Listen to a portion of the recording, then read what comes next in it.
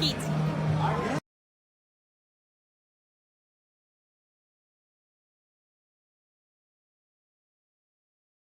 Pete Dunn also made his main roster debut. No, he didn't.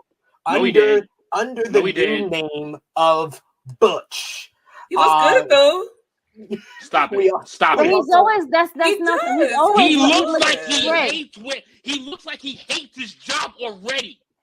Like he looks like he immediately hates where he works and he just started. Like he's like, I cannot believe I'm fucking doing this. I'm about to fucking count my days with this place. I'm not re-signing a contract with this fucking company. He already did. He already did. Yep. He's too late. This place just does not know what talent looks like if it slapped them right in the fucking face. Like, you tell me, in what frame of mind does that make any sense to anybody? I am fully, he's laughing because once he gave him that contract, he's like, I now own you. Okay.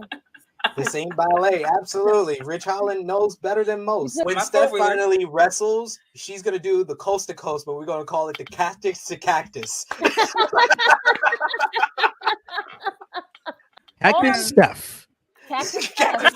Right. Bang bang. Yes. What I'm Yes, it was a good time with Steph Hypes on last week's True Hill Heat. So we got to bring a little bit more of the Daily Slam up on this edition with special guest Steve Fall. We had a huge week of professional wrestling. We sadly lost one of the legends of the ring. Cody Rhodes is officially signed. Ooh, what will the Codyverse turn on this edition of True Hill Heat 167? Producer, hit the intro.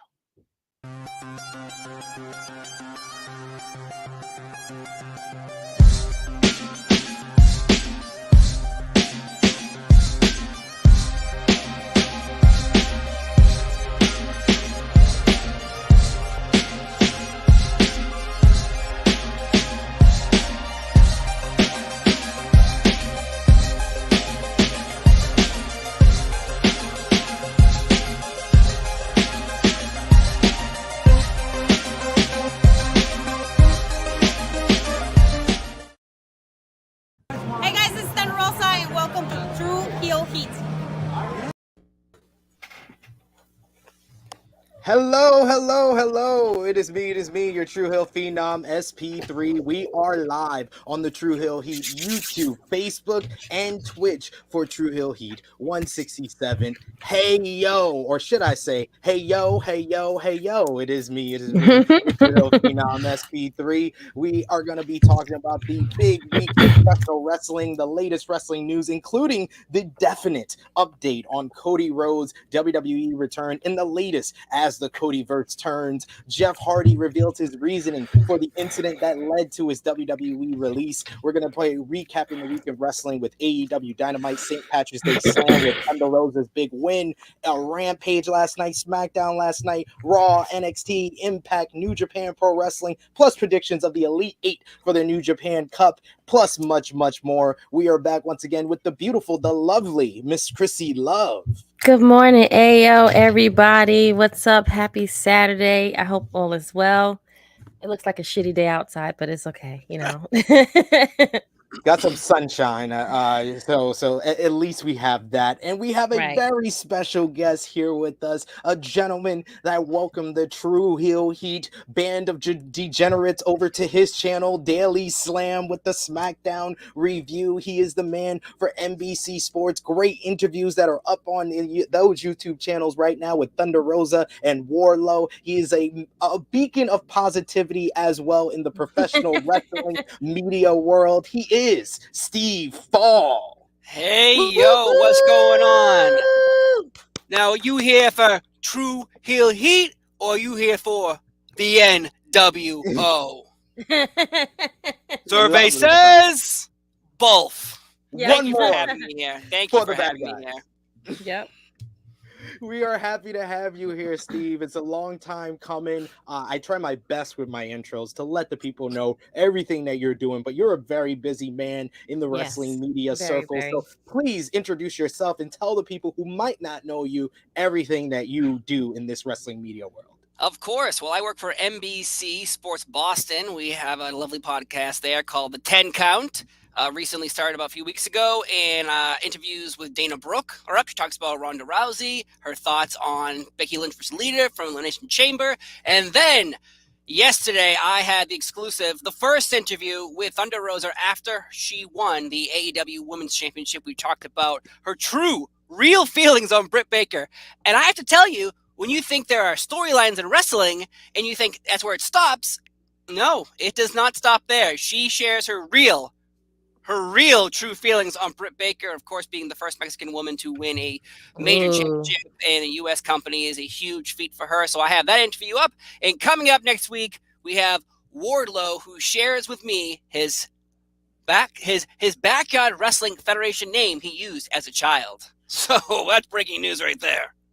Lovely stuff. I love Wow. it. You do some very excellent work with your interviews, very excellent work with the Daily Slam YouTube channel. Go over there and subscribe to that as well. That will be in the pinned comment on this video at the end as well. So thank you, Steve Paul, for joining us. And you joined us on a very big week in professional wrestling with a lot of stuff going on. But we're going to start off True Hill Heat, as always, shouting out all of you, our lovely viewers of True Hill Heat YouTube channel, the supporters on social media, our True Hill roll call as we start off every week, the True Hill Trinity on our Facebook page.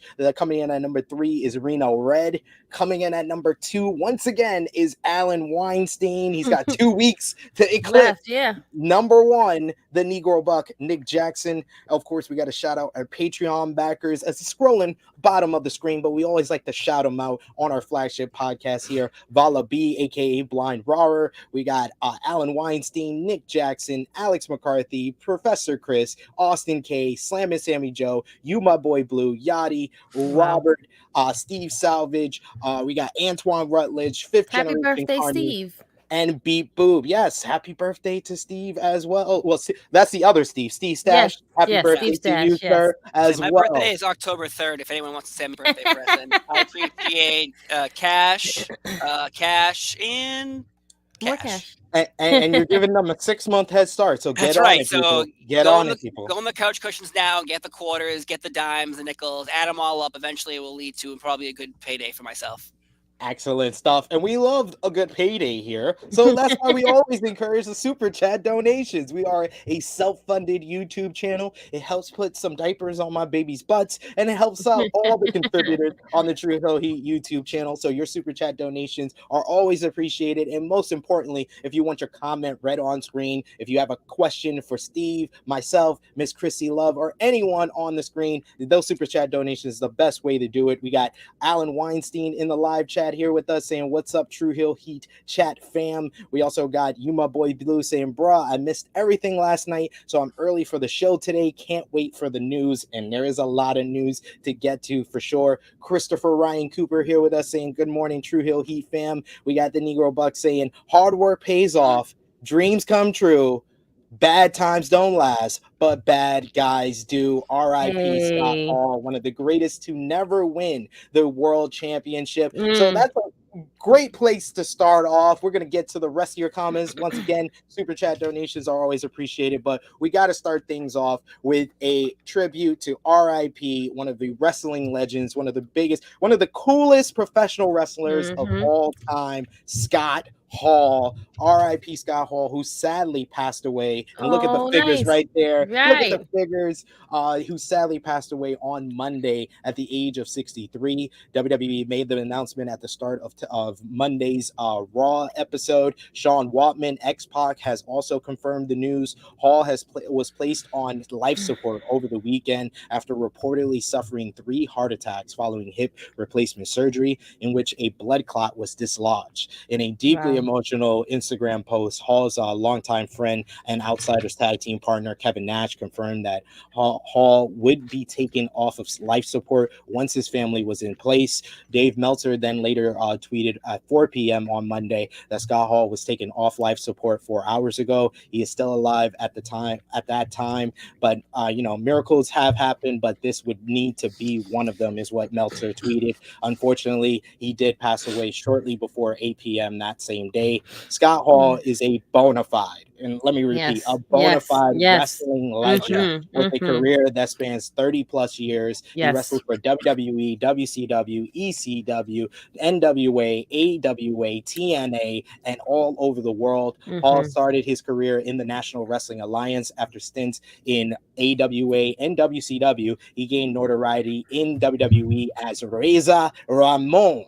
As Razor Ramon, Hall was a 4-time Intercontinental Champion and viewed by many as one of the greatest IC champions of all time, and made history against Shawn Michaels at WrestleMania 10 in a ladder match that put the stipulation on the map and changed both men's careers. 2 years later, Hall made further history once again by jumping to WCW alongside Kevin Nash and became one of the founding fathers of the New World Order stable with Hulk Hogan that helped usher in new heights of success for the business. He would go on to be a 7-time WCW Tag Team Champion with Hall, as well as Big Show the Giant, and a 2-time United States Champion. Scott Hall returned to WWE in 2002 to reform the NWO with Nash and Hogan. However, his battles with drugs and alcohol haunted the latter half of his WCW run and second go around with WWE. But thankfully, with the help of Diamond Dallas Page in early 2013, Hall moved into Page's home, was able to overcome his demons and become sober once again. He was then inducted into the WWE Hall of Fame in 2014. Hall would have various struggles with sobriety after, but fortunately, multiple stars from WWE and beyond were able to be helped by the Hall of Famer after the help of DDP. Hall would become a 2-time Hall of Famer in 2021, just last year, when WWE inducted him along with Nash and Hogan as the NWO. Everyone here at True Hill Heat want to send our deepest prayers and condolences to Hall's family, friends, fans, and everyone affected by his passing. Steve, start us off. Give us your greatest memory of Scott Hall. Well, I think the greatest memory is the one that often is forgotten about, where people praise, Austin, Rock, Hogan, Cena, Flair, but I don't think people really realize, newer fans might not know, Hall and Nash, obviously, jumping from WWE to WCW, creating the guaranteed contracts, allowing wrestlers to make a real living, not just hey, get paid $500 to wrestle today and you might get more. The fact that Hall and Nash jumping over affected not just them, the entire business, because then suddenly everyone had guaranteed contracts. Now, any organization you look at, from WWE, AEW, Impact, on and on and on and on, everyone is getting guaranteed money. Even if the house doesn't sell, you're still getting paid. And I think that's good for everybody in wrestling in general. So everyone needs to, there's a Mount Rushmore, and constantly Scott Hall is never brought up. And maybe it's based on money being made or t-shirts being sold or WrestleMania main events, but he affected the business more than anybody. Besides his great matches, besides his great character, it's a wrestling business, and he made everyone make money. So that's really the memory I hope people put in their brains, because everyone, I know you brought it up, but everyone brings up Shawn Michaels versus Razor Ramon, WrestleMania 10. That's visually stimulating, so you can immediately react to that and say that was great. But you don't see how everyone is living, having houses, families, cars, food in their bellies, and Scott Hall really did that for everybody. So that's my memory. Nice. Very true.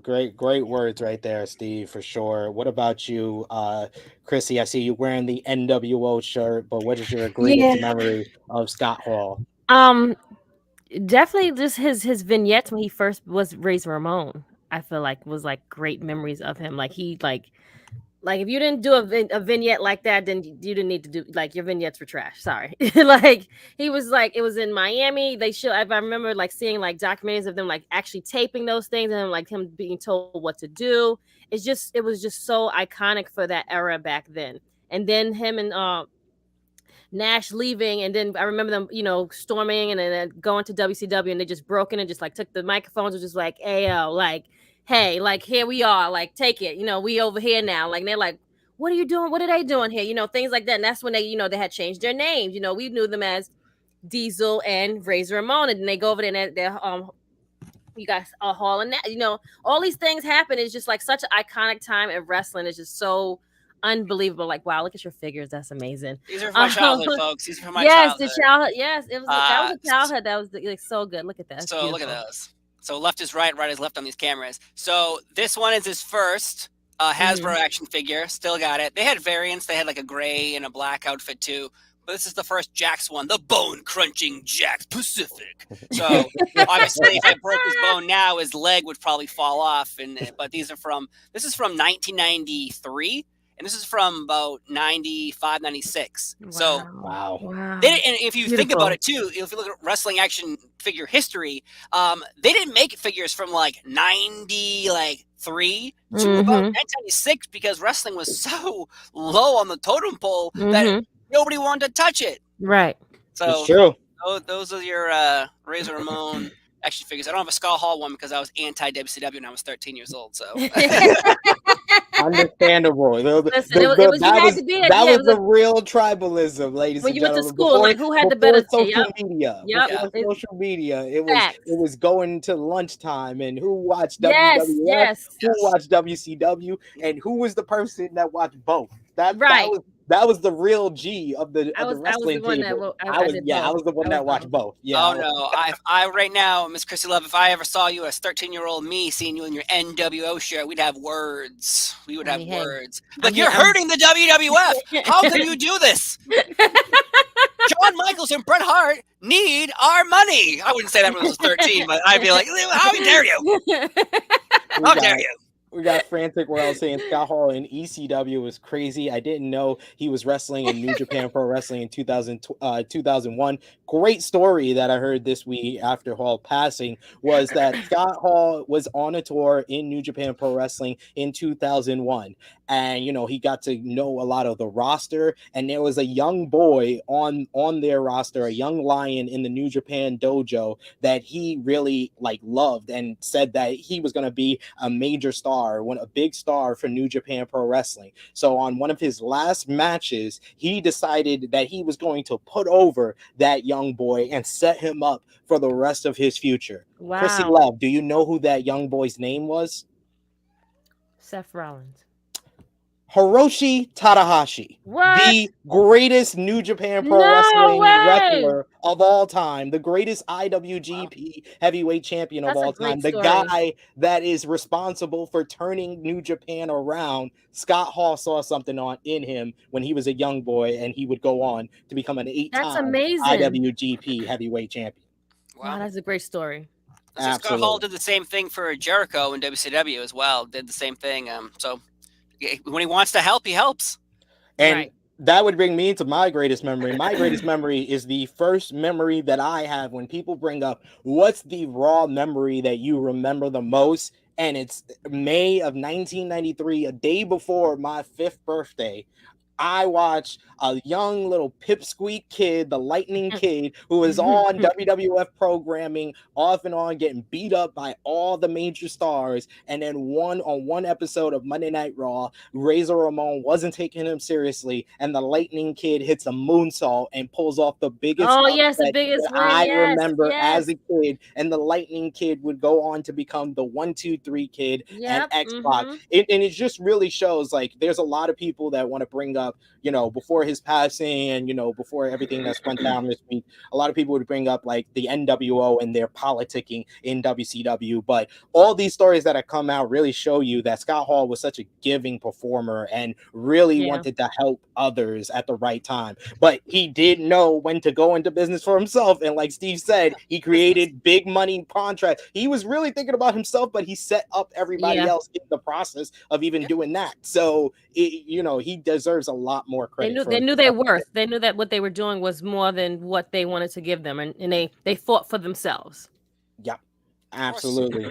Nick Jackson, I'm seeing your comment. It was SummerSlam 95 is when that second ladder match happened between Shawn Michaels because he's wearing the blue tights. Yes. And the belt wouldn't come down for Shawn. So yes, I was a big Shawn Michaels. I was a big Shawn Michaels fan growing up, and unfortunately, I never noticed all his quirks until later on as an adult. I'd watch the network. I'm like, man, what a piece of garbage.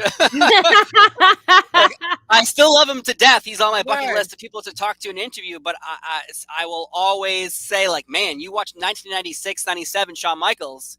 Watch SummerSlam 1996 and what he does to Vader in that match. Yeah, that just poor Vader. I'm gonna go watch it. We're going to be watching that on True Rewind very shortly, so check that out on Fightful Overbook. We got Stephanie in the live chat saying, "Hey y'all, what's going on? You were an awesome guest." My co-host for my Getting Raw podcast on Tuesdays on the Daily Slam YouTube channel, because her and me we have a good time. We definitely have a good time talking about Raw because we stole something from True Hill Heat. The thumbs in the middle, the thumbs up, the thumbs down. Nice. I was inspired, and I definitely give you a shout out every time we do it. And recently, this past week's Raw got a sort. It wasn't down all the way, but it got a slant. Yeah, a slant. I got major heat for my tweet talking about how they had two top stars fighting over a talk show at WrestleMania in the main event. Which we will get. We will get into that. We got Ninja Mortis who says, "Did you see Tanahashi doing the Razor walkout?" Yes, he did the Razor walkout during the New Japan Cup this week. Nice. A lot of people surprised about that story. Wow, Hiroshi Tanahashi, I can't believe it. Yes, great stuff. E Vampire saying Hall put over Sean Waltman and Tanahashi. He always trusted Roman Reigns and Asuka on social media, and legend that knew a star when he saw it. Yep. Beautiful. And you brought up the 1, 2, 3 Kid story, and which is interesting. I used to have a podcast where I did 1993 Raws, and the build up to the 1, 2, 3 Kid Razor Ramon thing. There's a build up. It's not just a sporadic moment. Like each week, the Sean Waltman's name would change. He'd be like Kamikaze Kid. Kamikaze Kid.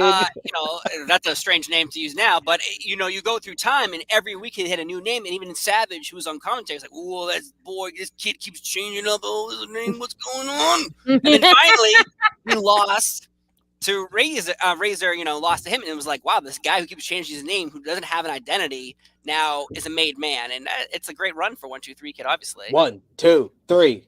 1, 2, 3, and then for weeks afterwards, Razor would hear the chant 1, 2, 3, 1, 2, 3, and that storyline alone allowed Razor Ramon to turn babyface. And exactly. He got a rivalry with Ted DiBiase and IRS, which created the whole movement of Razor Ramon becoming a huge babyface star until he left. Yeah, until he left. Yep. Very true. He became one of the top babyface in the company, and like Nick said earlier in the live chat, probably the greatest WWE superstar to never win the WWF title. We also got Christopher Ryan Cooper, who says The Rock used Scott Hall's matches to learn and train for his own matches, and you can see it in a lot of like the two elbow pads, the way he does his punches, the way he does his stomps is very reminiscent of Scott Hall, and he mentioned that this week when he was talking about things. Truly Hero Romeo says, "That's a nice finisher you got. Can't wait to kick out of it." Famous words by Scott Hall. Everybody, put your favorite memories of Scott Hall for sure in the live chat. Stephanie Hype saying Scott Hall is one of a kind for many reasons. He was always putting someone else over in some capacity. Very true words right there. But yes, all of our thoughts and prayers to Scott Hall's family, his friends, especially like Kevin Nash, Sean Waltman, because they honestly probably spent more time with him than they even did with their own families or what Scott did with his. So definitely our thoughts are out there for them. Any final remarks before we move on about Scott Hall? I think we should give him a 2 sweet. That's what I think. A cyber 2 sweet.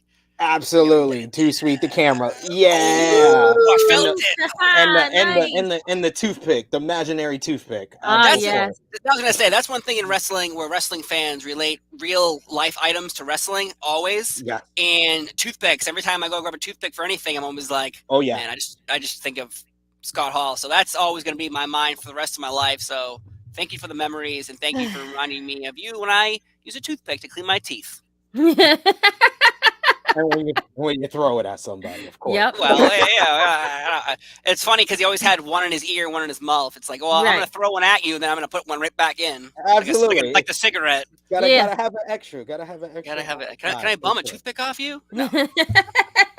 Beautiful stuff, for sure. But we got to talk about Scott Hall and celebrate his life. But we Yes. also got to celebrate the fact that we got Steve on the True Hill Heat YouTube channel, on the True Hill Heat flagship podcast for a very particular reason, because we announced a couple of 2 weeks ago on True Hill Heat 165 that he is turning heel, that he is a beacon of positivity, but he is now going to be a true heel because he will be on the YouTube channel. Steve, this Wednesday, we're going to debut you and Miss Krssi Luv's new series on the True Hill Heat YouTube channel, going back in time like we did with Scott Hall's Memories, but you're going back in time to revisit some not so pleasant memories. But Steve, I'll let you talk about Wrestling Disasters that premieres this Wednesday on True Hill. Yes, this Wednesday we debut the show Wrestling Disasters. And you're asking yourself, what is Wrestling Disasters? Well, we take a topic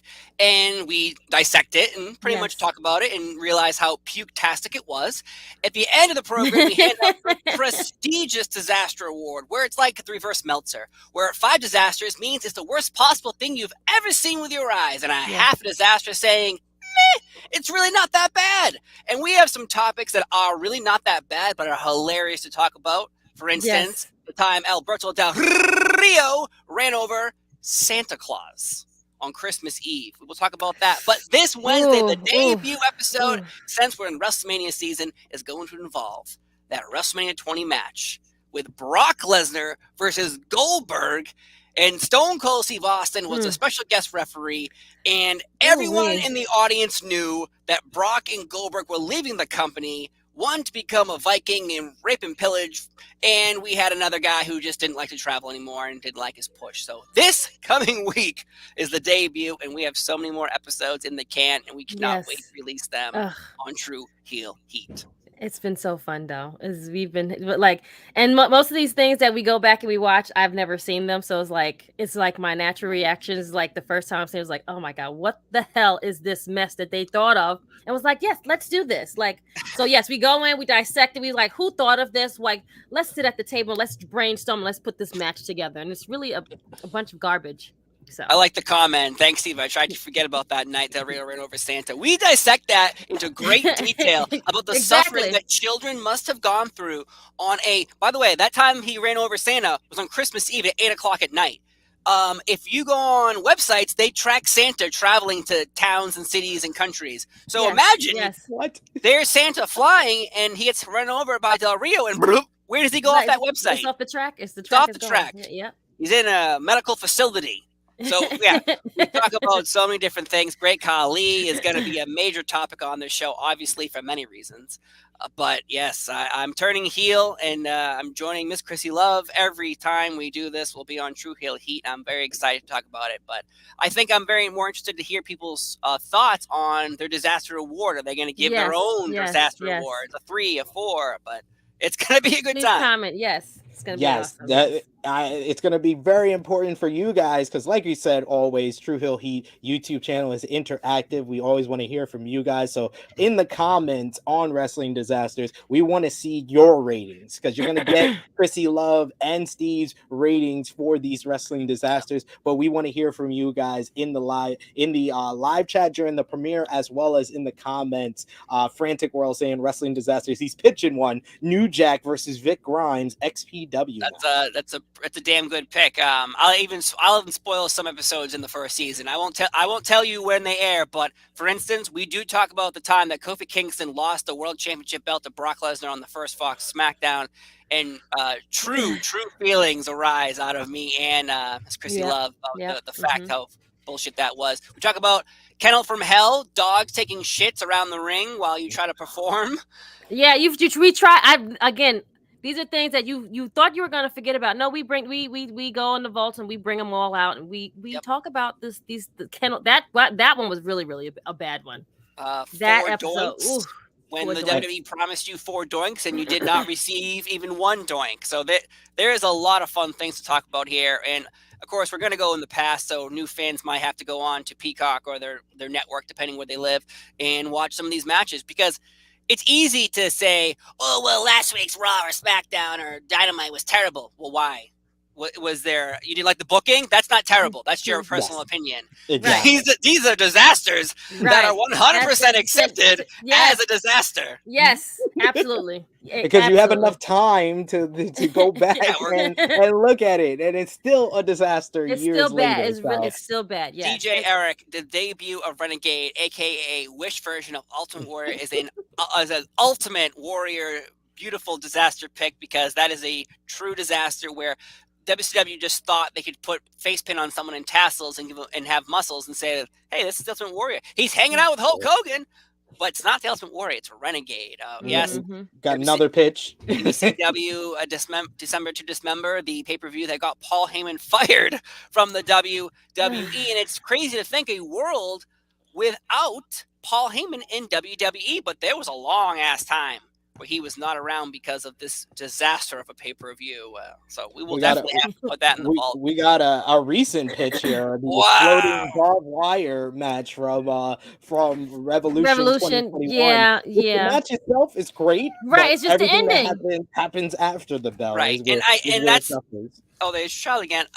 That is probably a very hard pitch on my end to talk about something that happened so recently in 2021, because again, it wasn't their fault. Like it was a bad ending. Right. So, and I can't. That's too soon. I'm sorry, folks, but you get. I would say go back at least 3 years is the earliest I'll touch, because I don't think it's fair to talk about this. It's not their fault. It was Pyro's fault. Right. even Harlem's like, oh no, she had to run, talking about all these wrestling disasters. So we'll talk about those. We have so many more. Again, we have many episodes set up. We haven't recorded some, and some of them I have. Teaser: there will be an episode someday of fake Donald Trump versus fake Rosie O'Donnell. That is an infamous one. That was, for sure. That one was really bad. Suggesting Vince faking his death. That one is a touchy subject, because then we have to talk about Chris Benoit. And I don't consider Chris Benoit a part of wrestling disasters. What he did was despicable. And right. So I don't want to talk about Chris Benoit for many different reasons, but I'm not gonna get fake, tweets and clicks because I'm talking about him. And that's where I stopped talking about Chris Benoit. Absolutely. No need to continue on. But thank you so much. It's gonna be a great time on Wrestling Disasters. Be so fun. I can't wait. Yes. I can't wait to watch it. If you're a Patreon backer, you get early access to it. So definitely patreon.com/True Hill Heat. You can check out the first episode of Wrestling Disasters right now, actually. But Steve, I know you have a short time. You see my kids running in and out of the house. How much time do you have with us? I have more time. Awesome. I kick my family out of the house. As long as I fold my towels and put my laundry away, I'll be okay. Lovely stuff. Did you hear me say that? No. Lovely stuff. We got Steph Hypes in the live chat. We got another announcement about the show we talked about last week and when that's going to premiere as well. But let's get into what we missed. And Steve brought up the very great interview that he did for NBC Sports Boston. So let's talk about AEW Dynamite. St. Patrick's Day Slam did 993,000 viewers, and the show was of course highlighted by Thunder Rosa defeating Dr. Britt Baker DMD to win the AEW Women's World Championship in a bloody steel cage war. Adam Cole and Red Dragon beat Hangman Adam Page and Jurassic Express in a fantastic opener as well. The Hardys made their AEW tag team debut by defeating Private Party. You had Bryan Danielson and Jon Moxley defeat Chuck Taylor and Wheeler Yuta in what became a showcase for the young Yuta, who impressed William Regal and his opponents. You had Scorpio Sky beat Wardlow to retain the TNT Championship with the help of MJF getting revenge for Revolution. And there was an excellent promo by Chris Jericho with the Jericho Appreciation Society, who ushered in the era of sports entertainers in AEW. brilliant stuff by Jericho, using the sports entertainment to get heat from the AEW fans. Steve, what was your highlight from St. Patrick's Day Slam? Well, obviously, Thunder Rosa winning the AEW Women's Championship. I think everyone was very angry at Revolution when she didn't pull it off. And also, they didn't like the placement of that match of that pay-per-view. So her winning, obviously, is the highlight for me. And, of course, I will plug my interview one more time. I did talk to her yesterday, the first person to talk to Thunder Rosa about her feelings on winning the belt. And that is on NBC Sports Boston's YouTube channel right now.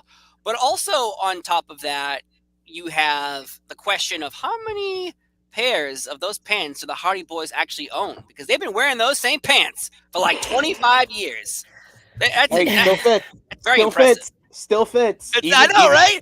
Even Matt with the dad bod is still fits. Like no way. Right, about to say, because it's Matt. The belt is really tight around that gut. You know, that dad bod is really like shown in that T-shirt. It's velvet. It's a lot. As Adam Pearson said on our AEW Dynamite review, AE Ramble 34, he said in the comments that Matt looked like a jar of pancake batter.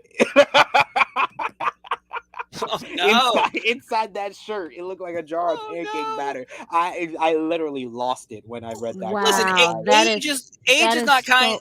Time is our worst enemy. We all cannot look like we did in 1999. Like right, exactly. But still, not pancake batter though. Do you know what pancake batter looks like? You know, when you put it with water and everything, like.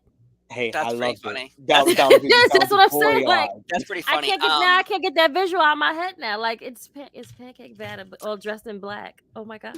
You brought it up. You brought it up.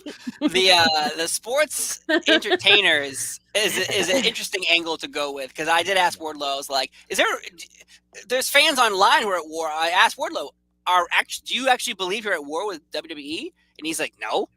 Like there's no animosity between wrestlers, only animosity between fans, because we're cooking it up ourselves. So the fact that Jericho knows that fans are doing that, he used sports entertainment, that word that everyone seems to hate. Yeah. Well, not everyone, but people on Twitter apparently do. So brilliant move by Jericho to reinvent himself one more time. Though, he says 2.0 is a lame name. Well, I think Inner Circle 2.0 is what I'm seeing right now. I like the Jericho Appreciation Society, because the sports entertainment is basically what ECW did. They when the promotion is the babyface, you have to be very creative to get heat. And just Jericho coming out, playing Judas, the fans are going to always cheer for that. They had to find a way to kind of subvert those reactions. And it's what ECW did when they created the network and Cyrus the Virus, Don Callis. They basically made what the fans did hate, which was TNN, and changing ECW into an actual character, an actual figure. It's similar to what ROH did when they brought in CCW. ROH was about pure wrestling. CCW was the hardcore wrestling, and they became the villains in Ring of Honor. So when the promotion is the babyface, you have to be very, very creative to kind of find a way. And I love how they set it up with the match before the Jericho Appreciation Society promo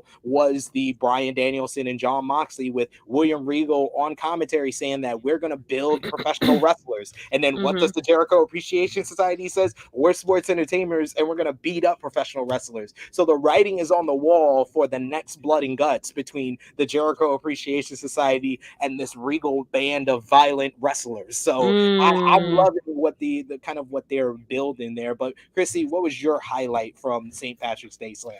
I like that you gave me that analysis, because I never put those two together. I didn't associate the two together. So thank you for that.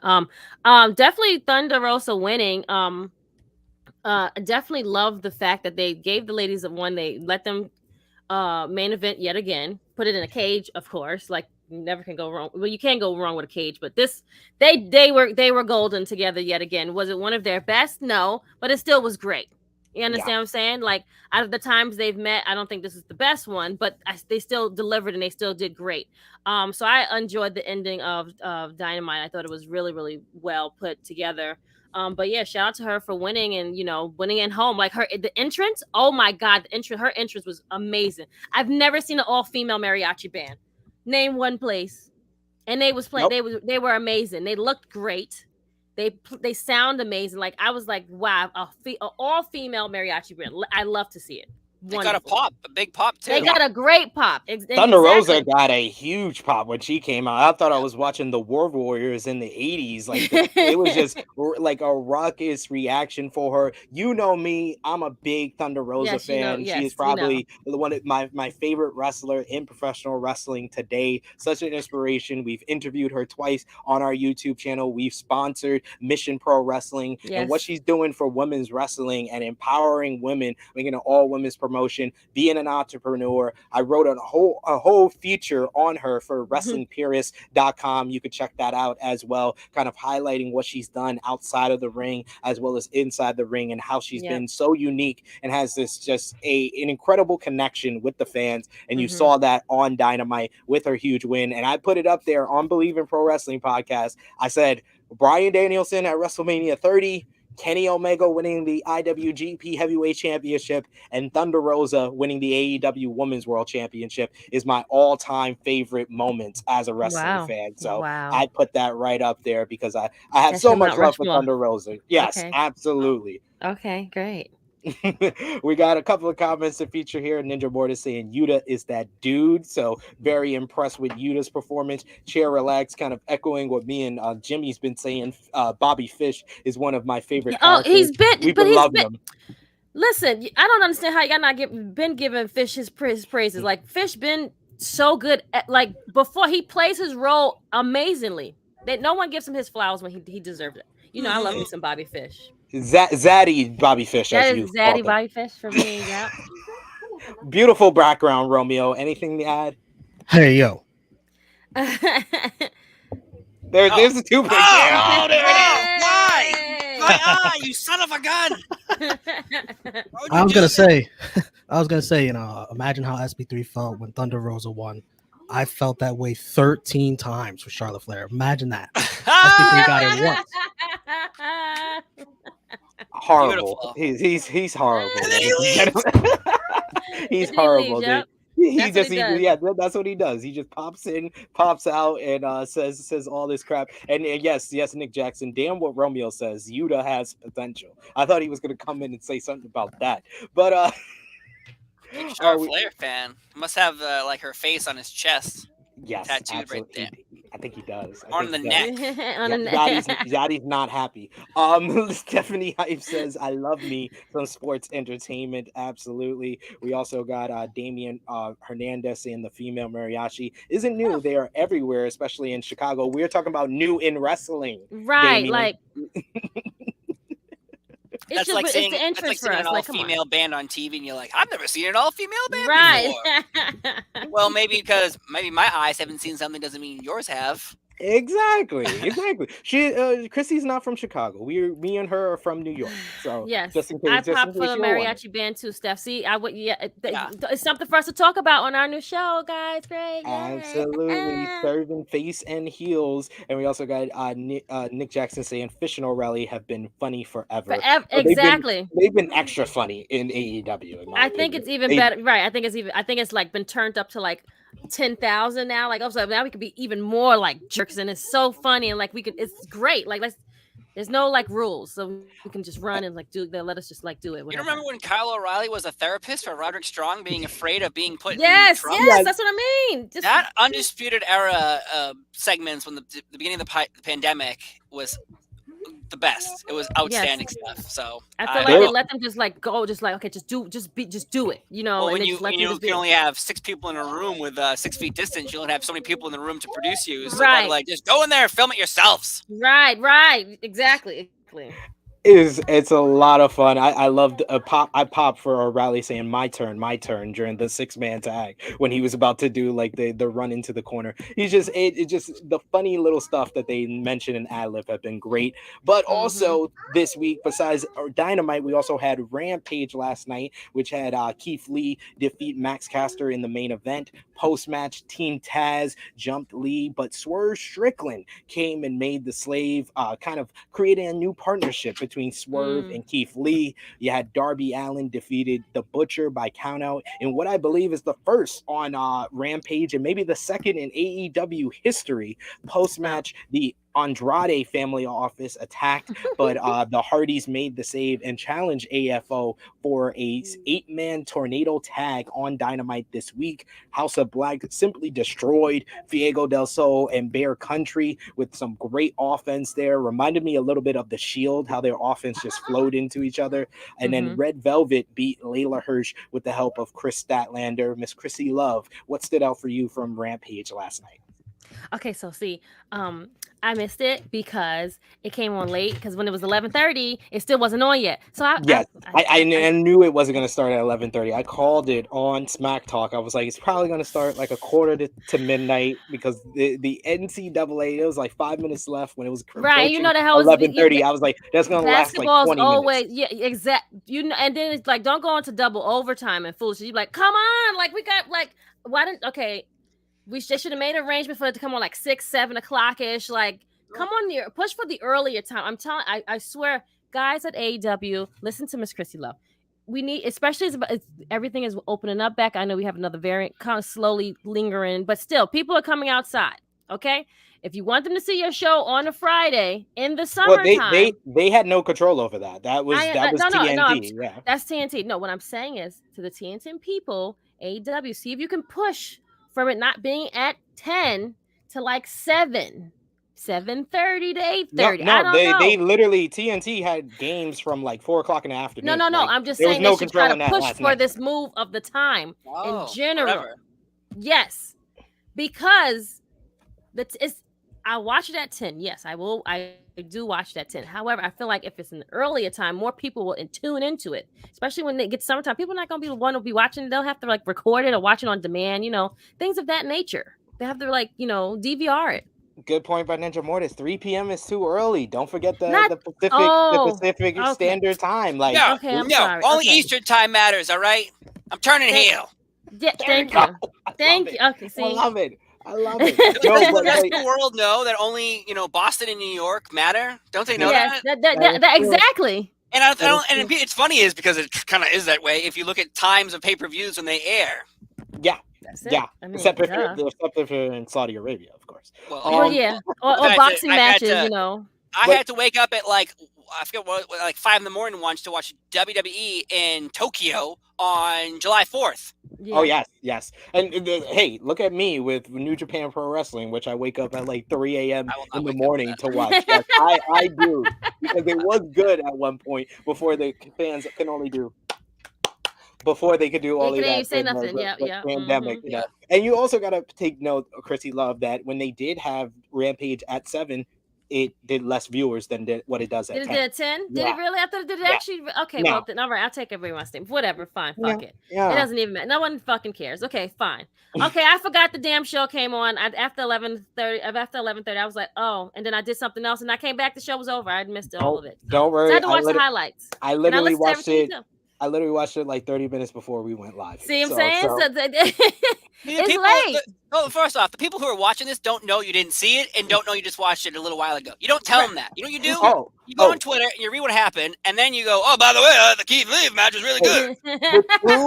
The true and true heel heat means we keep it real. You spelled true wrong. No, it doesn't matter. No. The right way, we are fluent in Ebonics. That is correct spelling right there. Yes, exactly.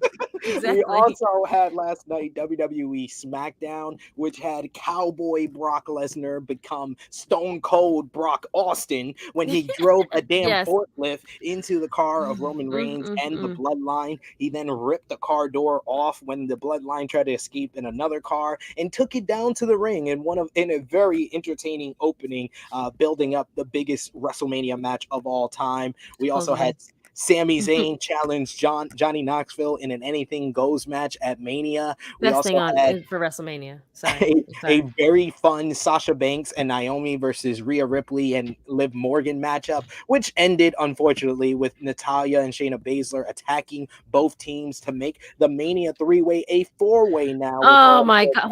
Why did they do this? Why did they? Okay, I'm sorry. I'm so sorry. I finished the SPI. I'm sorry. Pat McAfee cut a wonderful babyface promo in apologizing to Austin Theory for last week's attack. We also had the show ended with Charlotte Flair powerbombed Ronda Rousey through the commentary table. Steve, I said that Pat McAfee is one of the best talkers in WWE after this promo. What's your thoughts on Pat McAfee having a match at WrestleMania, and what have you been thinking about him on SmackDown as of late? I've always loved Pat McAfee from his NXT days. Even the story of when you hear that he went to WrestleMania, I think Hall of Fame, wearing like golden shorts and his outfit, and Michael Cole's like, "What are you doing? You can't dress like that." I was told I could be who I wanted to be, but the relationship between Michael Cole and Pat McAfee is amazing on SmackDown, the development of that. But yeah, Pat McAfee it's really weird that people who've been around forever, like, I don't want to trash talk people, but like Ricochets or like a Shelton Benjamin, like certain people, they can't talk. Pat McAfee is incredible. He's a natural, and some people are just born to cut promos on people. I think Enzo is one of those people as well. So having Pat McAfee's going out there and just dropping knowledge on people is something really great. But I do want to talk about that women's match though. That Fatal 4 right now. What do you think about the Fatal 4 with decision to make this another team in there? And we even got Steph in the live chat telling us, watch them add Dewdrop and Nikki. Yeah. Oh my God! Please don't. I thought they were gonna originally, but this makeshift, hey, Shayna and Natty, to me, and again, it's not them making these decisions. Yeah. I think people need to understand that. People associate the wrestler with the person with the character, and it's not. If you work for a company and your manager tells you, "Hey Natty, hey Shayna, you're going to be in this match that probably no one cares about," what are you supposed to say? No, thank you. You say, "Thank you, sir," and then you go do it. Nobody wants to see this match. People were angry when Sasha Banks was put into a tag team match at WrestleMania in general, and that was fine. You're like, okay, fine. Sasha and Naomi for the titles, no problem. Oh, Liv and Rhea Ripley needs to be added to this. Okay, fine.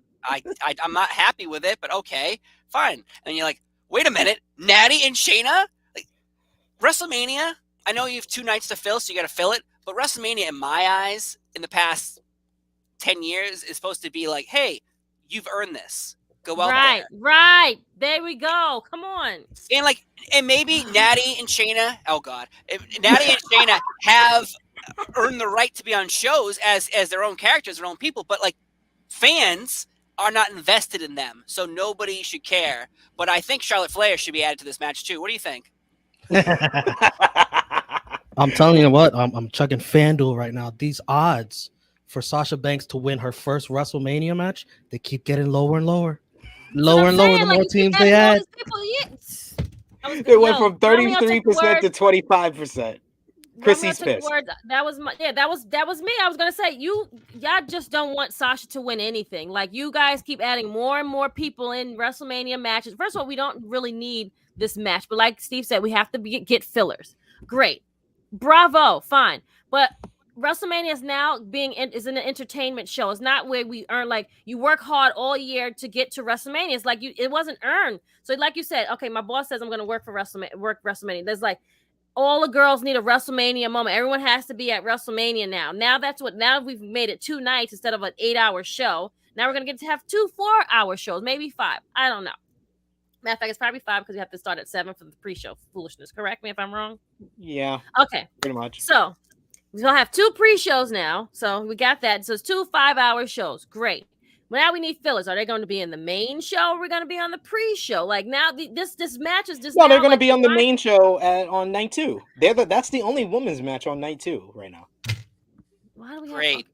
Great, right.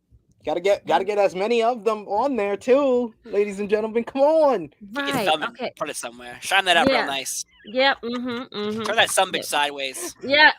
This thing is rip.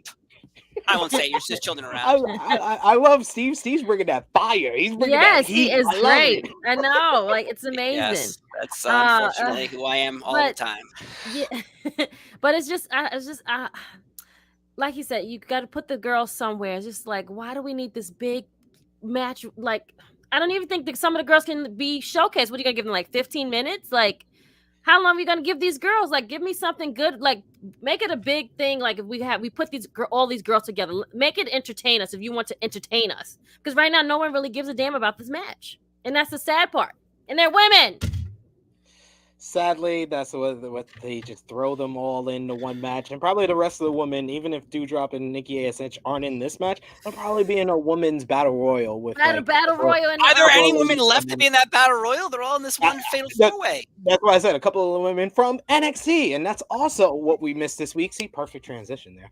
624,000 viewers for NXT this week, which was basically Tuesday Night Raw with 5 Raw superstars on this episode. The show started off with Miz TV, kicked off the show with NXT champion Dolph Ziggler and Robert Roode. Ziggler was challenged by LA Knight, who he faced in the main event for the NXT title. Ziggler beat LA Knight with a super kick and was then challenged by Braun Breaker for the main event of Stand and Deliver for the NXT championship. Cora Jade became Kevin McAllister from Home Alone fame in setting up booby traps for Toxic Attraction that led to her getting a beatdown in the parking lot and getting a NXT women's title match against Mandy Rose at Stand and Deliver. Santos Escobar beat Cameron Grimes in a very good opener. And we also had Imperium challenge MSK and the Creeds to a 3-way for the tag team titles at Stand and Deliver. Krssi Luv, do you want to comment on the booby traps by Cora Jade? And I thought the booby traps were actually really good. I thought they were very funny. Some of them, could have been, done by my sons could have done better than that. But but they're entertaining people. You understand what I'm saying? It's supposed to be funny. Now, why? Entertaining. Right, it's supposed to be entertaining. Does she deserve to be in the title run? Yeah, I mean, Dakota Kai has been at this company and she still has not won yet. I mean, this is where we at now. Like, so now we've got the same people writing Raw. They're on 2.0, and it's just you see it now, right? It's just Hey, don't be hurting Raw. I love Raw. You got a lot of Raw on NXT this week. Ray and Dominic Mysterio was there, right. and Dominic Mysterio looked better in an NXT ring than he ever did on Raw or SmackDown, in my opinion. That was going to be a part of my my statement as well. Leave Dominic at NXT where he should have been at for a while. I mean, I thought that he came up to the main roster too quickly, but it's who his dad is. I'm going to work with my dad, guys. Bring your kid to work day. That's what every it is. Day. Every day, but it's every day. So, but Dominic looks great over in NXT. Like you see the pop he got, and he was good. I mean, he does get, he can wrestle. I mean, he does, okay, so whatever. Yeah, he does. I said okay. I said he does okay. You know what I'm saying? He's great. He's still right. You know what I'm saying? Leave him in NXT. I think it's great over there. I like it. Get Santa Escobar, all of them.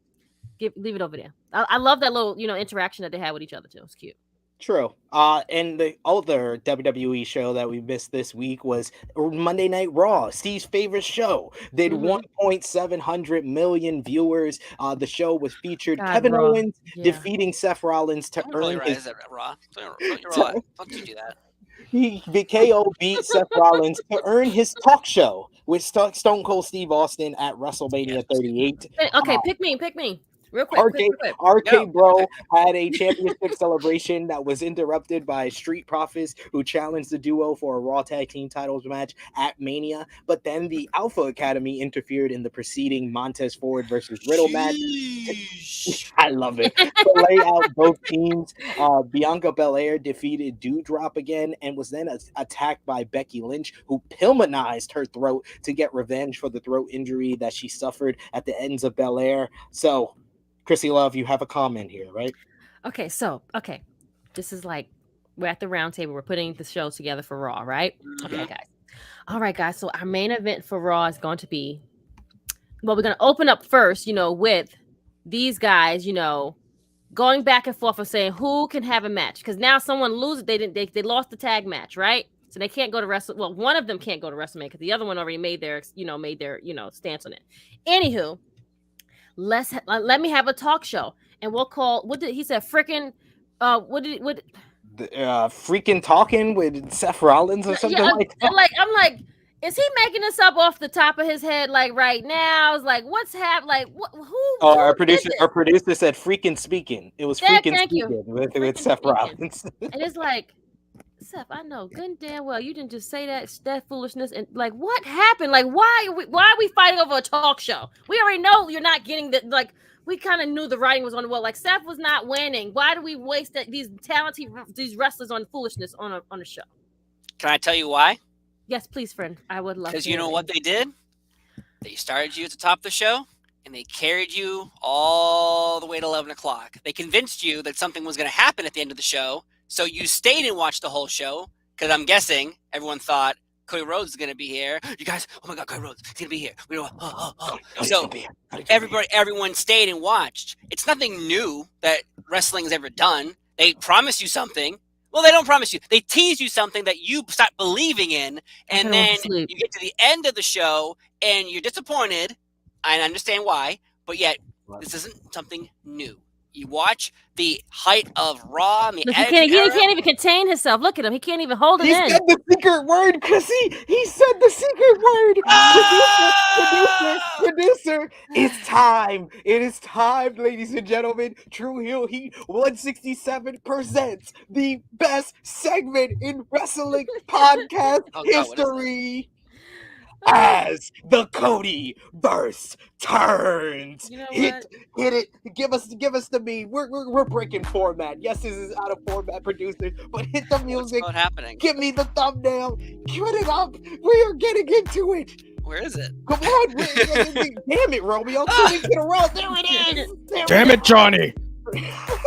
On Monday, as the Codyverse turns, many fans and pundits believed Cody Rhodes would debut on Monday Night Raw in Jacksonville, Florida.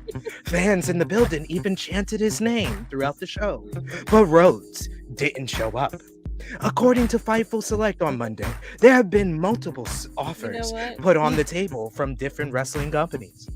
There's no word on how many are still available or if Rhodes has signed any.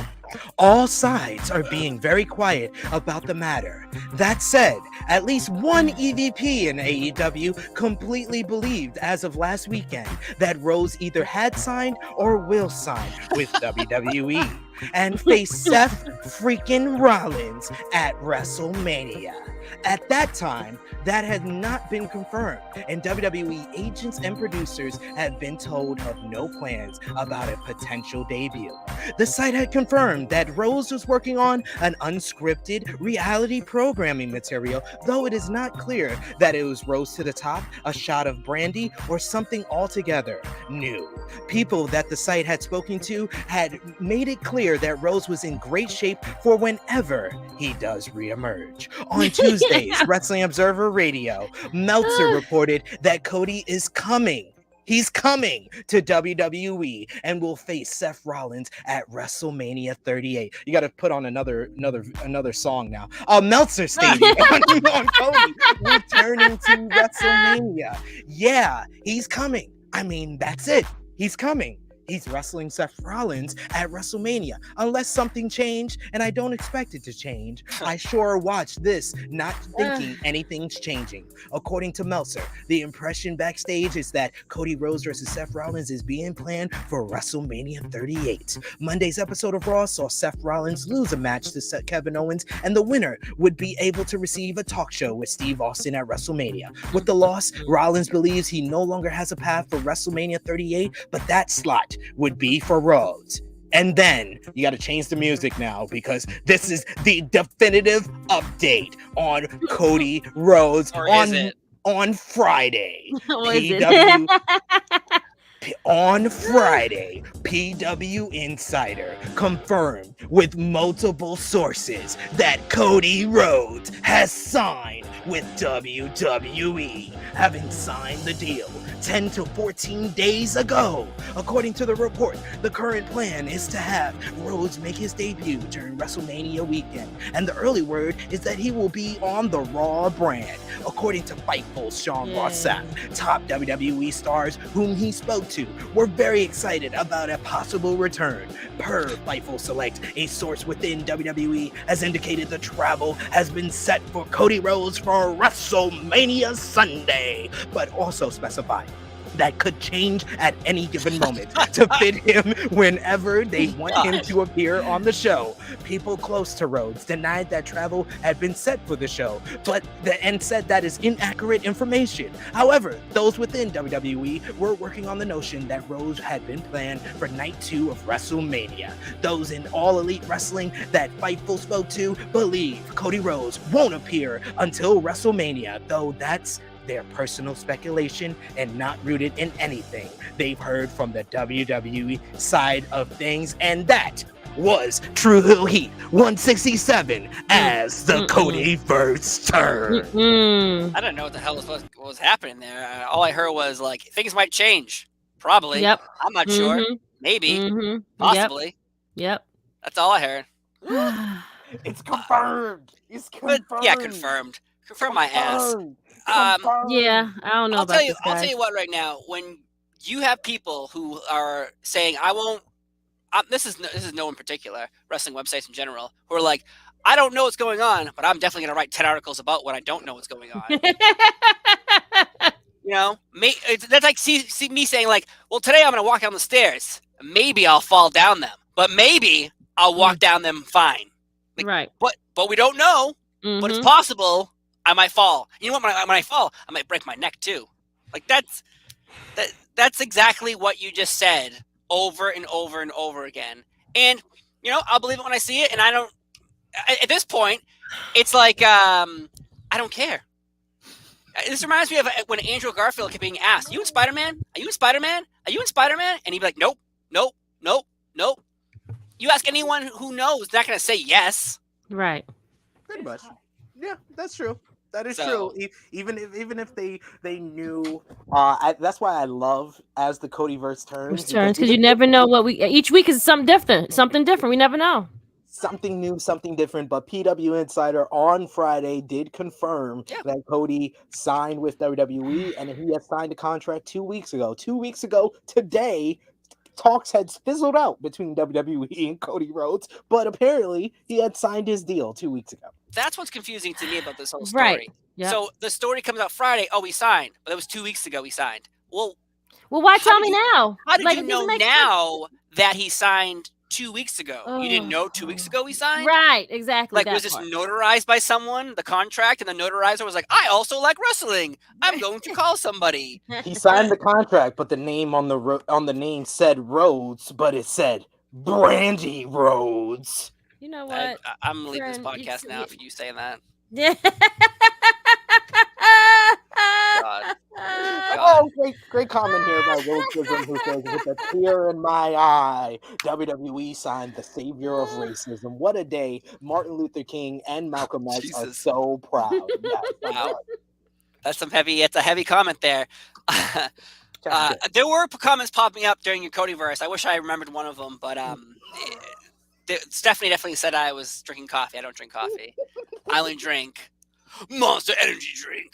Do you want to die quicker than you were supposed to? Drink these every day. Steph was also scarred from last week's as the cheers, pal. Oh, cheers! Bing. Steph knew where we were going. Go take a drink for the working man. What? Right from the start, she knew as I was getting excited where we were going with that, because you said the secret word of Cody. Yes. Yep. Cody. Yep. Cody. And Steph also says something bothering me. Cody was always a mid-carder in WWE. Why is this such a big deal? I'm more bothered if he goes against Seth. Seth has to take an L because he is the first guy to jump from AEW to WWE, and it ain't just any guy. It's one of the founding fathers, the EVPs, and top stars of the damn company. This is a huge big deal. thing. Yes, this is. I am like most of you, that I am very cautious to temper my expectations for Cody in WWE. Yes, he was a mid-carder before, and yes, we have seen that WWE can get and sign major stars and in a month make them just another guy on the roster. But I am not going to front and stand up here and act like it's not a huge deal that Cody Rhodes, the man that, smashed the throne with a sledgehammer, pulled out a golden shovel less than 6 months ago, the guy that's been the holding holding the torch as far as anti-WWE for the past 5 years since he left the company and has accomplished so much since then. The fact that he's going back to WWE, it is a big deal. He left 5 years ago, Tim? Yes, 2006. Well, now it's going on 6 years in 2016. Okay. Yeah, So that was his last year with them, and he was Stardust. You did bring up a good point, though. It is a giant deal to get someone like him. It's not like we're getting like Luchasaurus. Like we're getting, you're getting Cody Rhodes, and that is, like you said, one of the founding fathers of AEW. And really, if you even go back to the history of how AEW even started, the fact that they had a giant show using Ring of Honor as kind of like foundation to get AEW off the ground, to pitch it to Tony Khan, to get the company going. I'd be a little angry too. And I don't know Cody Rhodes' feelings or thoughts, but I would be angry if I was Cody Rhodes and say, you're running a company, and the guy who actually is funding the company is like, actually, you don't run the company. I do. And we're going to do things my way. And then Cody can't be like, well, then I don't want to do it. It's like, well, then you don't have to, because I'm the bank and I'm the one paying for all this. A movie producer, like a movie producer who funds the money, can step on the set and go, you know what? I don't like how this main character just died. I want him to die this way, because you know what? They're funding the damn project. Yeah. Exactly. And Cody, great wrestler. No problems with him. But without a storyline with Seth Rollins, I'm in the seat of, I don't care about this match because I'm a storyline person. If you don't have a story, I don't give a two turds while you're wrestling. I agree. I agree with you. And that's why I said that I think that they shouldn't even have a match at WrestleMania. Seth should come out and try to do his freaking speaking and say, I'm going to invite anyone out here to be my special guest. Because I said, I had this whole conversation with Dutch Mantel last night on Sports Heater Wrestling YouTube channel that Cody having a 15-minute match or 20-minute banger with Seth Rollins does nothing to set him up for the future of WWE for him in WWE or rally the fans of WWE behind him. What's going to rally the fans of WWE behind him is when Cody is in the middle of the ring with a mic in his hand, and we see if he's going to cut a WWE promo or is he going to still cut a Cody Rhodes promo. That will dictate what he's going to do. Is if they give him the free range to kind of do his own thing, like other guys like Kevin Owens, Edge, Paul Heyman, Roman Reigns, Brock Lesnar. They all say they're pretty much their own promos or can edit their promos as they see fit. If WWE sees that in Cody Rhodes and decides to give him the mic and let him cut his own promo, that will be indicative of what they're going to do with him in the long term. The comment from ALW really speaks in volumes for how a lot of WWE fans and wrestling fans feel that pretty much Vince will just buy Cody Rhodes and sit him out. And listen, he probably won't sit him out because this is really good for Vince's ego. But at the same time, you have to go back in history. Vince is notorious for ribs that cost millions of dollars. And Bruce Pritchard has denied these ribs on his podcast 1,000 times. That's a scary picture. Has denied, oh, God, that's even scarier. Has denied 1,000 times that why would we spend millions of dollars to do a rib? Because you're millionaires who have millions of dollars, so you don't know what to do with it. If you've ever seen movies where they're like, let's bet on hunting someone, that's pretty much what's going on here. Yeah. Pretty much. That's definitely so true. Alan Weinstein, thank you for that super chat donation. To read it out completely, I think Stardust will be sitting in catering. If anyone could pay someone millions to sit them out to spite Cody and TK, it's Vince. Vince hates Cody. I wouldn't go that far. I don't know if he hates him. I don't think he hates him, but it's not walk in the park for them right now. I'll tell you one reason that's not going to happen is because everybody in AEW who has plans on making the jump to WWE, they're going to be watching how Cody is treated by WWE. Yep. Exactly. The MJF bidding war of 2024. It ain't going to be a bidding war if they dime out on Cody Rhodes. They need to do good by Cody Rhodes because that will make it a bidding war, and MJF will listen to the WWE side. He's still going to listen, but is he going to take them seriously based on what they do with Cody Rhodes? So I do agree with Romeo there. They have to make a good decision here. And yes, our brother Cody did it. He finally signed. I have a question about MJF though. So WWE owns, their trademark names, but MJF obviously is initials of his real name, but is MJF actually trademarked by AEW? Because we always hear the trademarks of WWE. So if someone jumps, for instance, MJF, can he even use MJF? Or does it have to be called? No, he owns everybody pretty much. I know from research is that most of the people in AEW own their own. So that's a giant mistake. That's huge. It's bad business. It's a part of the creative freedom that they have, that they are able to use their names. And WWE before have allowed people to use their names, like CM Punk, like Samoa Joe, like a couple of them. AJ Styles. AJ I saw your clip earlier, Pete Dunne to Butch. Perfect example.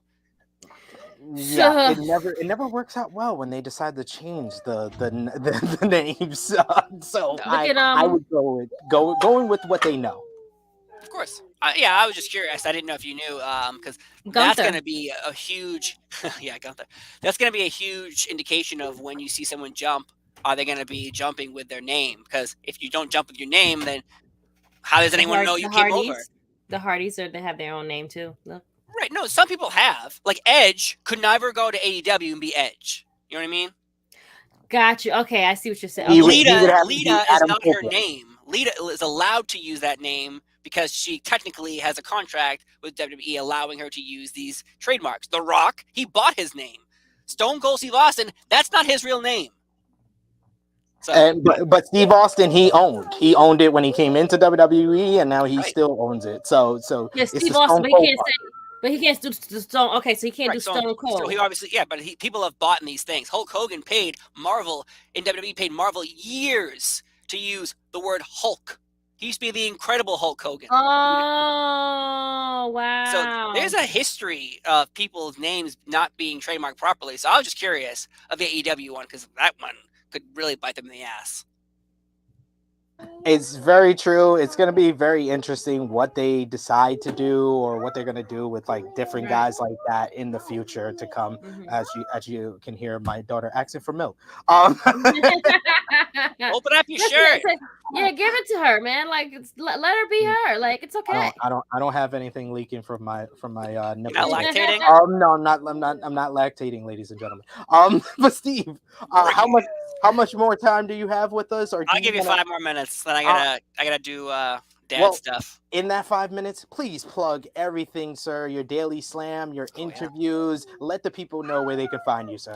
Well, you can find me on Twitter at Steve Fall, but I'm also doing a project starting March 23rd as well. I have Wrestling Disasters debuting on True Heel Heat, but I put something on my shoulders I shouldn't have done. I'm going to do a 365-day podcast journey called This Day in Wrestling History, where each day I will talk about the most important things that happened on today in wrestling. For instance, like, does anyone know when Mike Awesome signed with WCW while he was also still a contracted ECW wrestler? We'll get to that. All the WrestleManias that have existed, people getting fired, people dying, people signing new contracts. It's going to be quite a journey, but also, of course, I work for NBC Sports Boston, and I have been interviewing some amazing wrestlers lined up for you as well coming up. So far, Dana Brooke, Thunder Rosa, Wardlow, but striking deals with WWE and AEW to have weekly guests is coming, so don't you worry, folks. Every week, I'll be interviewing a new wrestler on NBC Sports Boston, and I also talked to Vince Russo recently, so I'm very interested to see how that is received by a lot of fans online. But of course, getting Raw on Tuesdays on the Daily Slam, Wrestling Disasters coming, 365's coming. I got a lot of projects, and no sleep. No sleep. You sound like SP. No sleep for Steve Fall. Thank you so much for joining us. We got to definitely get you on. We're going to have plenty of content during WrestleMania week, so we got to definitely get you back on during that. But thank you so much for joining us on True Hill Heat 167, sir. Give me my John Cena. Apple juice! See you later. Bye, Steve. Bye, Steve. Yes, thank you so much to Steve Fall for joining us. Definitely go out of your way to follow him on his social media and the Daily Slam YouTube channel, NBC Sports Boston. Him doing great work over there, because you're definitely going to see Steve Fall back here on the True Hill Heat flagship podcast once again, but we got more to get into with what we miss. Romeo, I say you're back in your chair. If you want to join us in, you can well, yes. because we're going to be talking about also what we missed this week, which was Impact on Access TV, as Impact World Champion Moose pulled up at Josh Alexander's crib to hand the signed contract for Rebellion to his wife and son after he beat the walking weapon in front of his wife and son back at Bound for Glory. He took it a step further by walking in his damn house. The Josh Alexander's son trying to hold on to the mom's leg and everything. Great scene. Child acting. This was so. Scene. I know people are going to get mad with me saying this, but I don't care. It's the truth. This was 100% better than Seth Rollins going into an empty Edge's house to drink his orange juice. I love this. That's just me. No, you're not wrong. It's okay. We also had the Motor City Machine Guns defeated Jay White and Chris Bay in a great opener to the show. A little controversial finish to set up a rematch. You also had the show was bookended by another great matchup in the main event with Josh Alexander defeating Matt Taven over New Japan Pro Wrestling. New Japan Cup 2022 has definitely heated up after last week where we said there was no major changes, no big upsets. We had this week some major upsets as Hiromu Takahashi, the junior heavyweight, defeated Minoru Suzuki in a full-on chop fight, as well as Shima beat Hiroki Goto. So Shima, outsider not in New Japan, coming in and making some headway in the New Japan Cup. Hiromu then picked up another huge victory over Evil in the following round in another great matchup. You also had Will Ospreay decimate Sonata, breaking his orbital bone in the process to move on. And let's do a little predictions here. We got 4 matches coming up in the Elite 8 of the New Japan Cup. So we don't talk about NCAA tournament because we don't talk about slavery here, but we're going to talk about the New Japan Cup and their Elite 8. Tomorrow morning, March 20th, you got the first 2 matchups of the Elite 8. It's going to be the IWGP Heavyweight Champion Kazuchika Okada going one-on-one with Shima. Who you got in this one, Shima or Okada? Krssi Luv. Okada. Okada wins. LOL. Okada. I agree. What about cold day in hell where I pick Shima over Okada? I mean, like why would we pick the other person? I mean, Tetsuya Naito will also go one-on-one with Jeff Cobb in the Elite 8. And yes, oh my god, it looks so cute. Naito or Cobb? Who you got, Romeo? Naito. Who you got, Miss Krssi Luv? Ooh. Naito. I was gonna put Cobb will probably win, but I just really like Naito, so I'm going with Jeff Cobb. So you got I'll go Cobb's too, friend. Take mine off Cobb's. Yep. There we go. That was my first. Are these official predictions? Smart choice. Yes, there's official predictions here. Cobb. Prediction contest? Prediction contest? Yep. We're gonna my pick is Cobb. Look at him. Cobb. So Cobb and Okada in the final 4. Who you got, Romeo? Cobb. Who you got, Miss Krssi Luv? It's Cobb. You picked Okada to beat Shima, and you picked Cobb to beat Naito. So Cobb and Okada would be in the next round. Okay. Cobb. I'm also going with Cobb. I got Cobb going to the finals. Monday, we got March 21st. It's going to be Will Ospreay going one-on-one with Zack Sabre Jr., a battle of the Brits in New Japan Pro Wrestling. Who you got, Ospreay or ZSJ, Miss Krssi Luv? Ospreay. Romeo, who you got? I'm not going to, Ospreay. Zaddy of same. We're all in agreement, unanimous. Will Ospreay is going to win that one. Hiromu, this is the one I'm looking forward to in the Elite 8. A battle of Los Inganables de Japón, as Hiromu Takahashi will go one-on-one for the first time ever against Shingo Takagi. I can't wait for this matchup. I feel like this is going to be the match of the tournament. Hiromu Takahashi, the best junior heavyweight in New Japan Pro Wrestling. Shingo Takagi, pound for pound, probably the best wrestler in New Japan Pro Wrestling. Shingo versus Hiromu. Who you got, Miss Krssi Luv?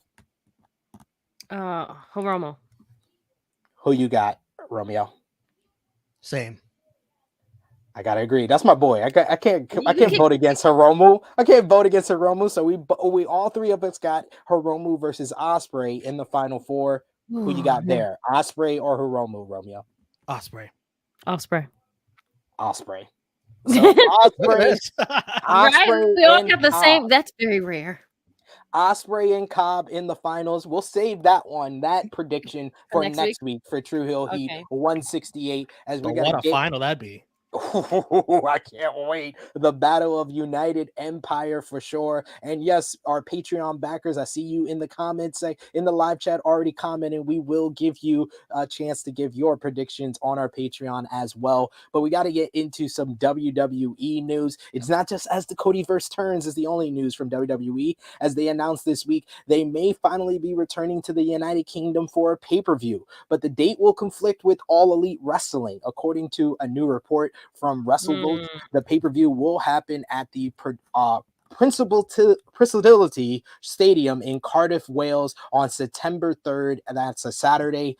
This would be the same weekend as AEW All Out, that will be the pay-per-view that airs on Sunday of that Sunday. weekend. Okay. They have always happened on Labor Day weekend, but it seems like WWE has chosen to give the UK their big pay-per-view that they've been waiting for over 30 years. So some big news there. WWE also announced the latest group of Performance Center recruits, which includes Roxy, Bianca Corelli, who is the daughter of Santino Marella. Roxy is the former Ring of Honor Women's Champion, and it's a total of 14 people that they signed for this Performance Center, which includes Fallon Henley, who's been on NXT 2.0 as of late. Speaking of contracts and people coming in or out, Fightful Select reports that Candice LeRae's WWE contract is set to expire this spring. It's noted that thus far, LeRae's contract has not been renewed or frozen by WWE, with one source inside the company questioning whether a freeze was possible due to Larae being on maternity leave. And the report also mentions that those in WWE do not expect her to be back from leave by the time her deal expires, with a contract extension also not yet discussed to this point. Additionally, Fightful stated that both Gargano and Larae are on good terms with WWE and that the company would like to have them back if possible, though WWE does not want to concern Larae with extension talks while she is on leave. And it's also been noted by Wrestling Observer Radio that Johnny Gargano was offered a training role in the Performance Center for when he does eventually want to negotiate with WWE again. Romeo, do you think Candice LeRae and Johnny Gargano are going to come back to WWE? I don't know. I think it's really up in the air. A trainer role, just to be a trainer, or on the side? I think maybe a player coach type of position, like Cassius Ono has done in the past, or something like that. How much they get paid? Look, what's my dinero's gonna be looking like? Like, tell me what. Don't tell me like, oh, we want me to be a trainer. Okay, what are you going to pay me? How much? Like, I got a baby at home. Like, this things done change now. Like people, that stuff changes up the whole dynamics of how things go.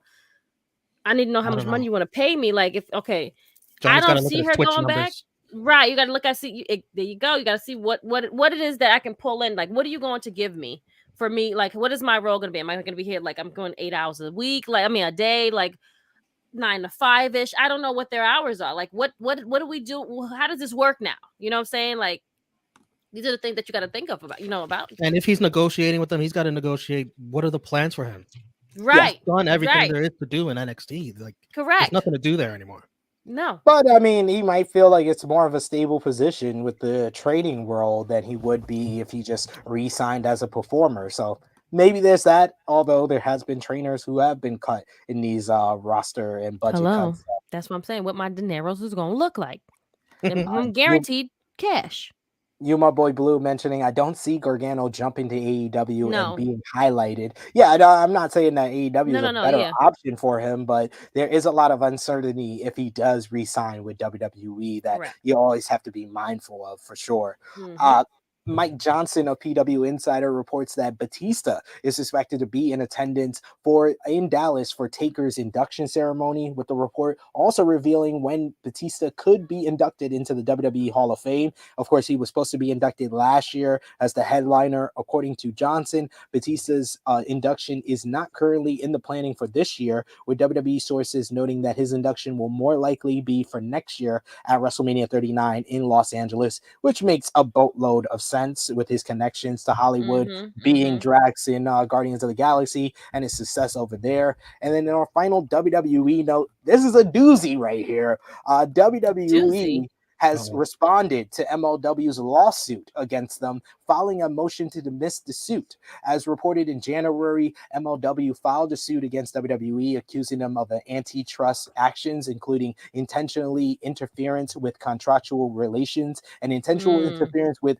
prospective economic relations. According to PW Insider, WWE filed the motion this week in United States District Court, that the Northern District of California, asking for dismissal because MLW failed to plausibly plead a factual, sustainable, relevant market and monopoly power, or anti-competitive conduct, or antitrust injury.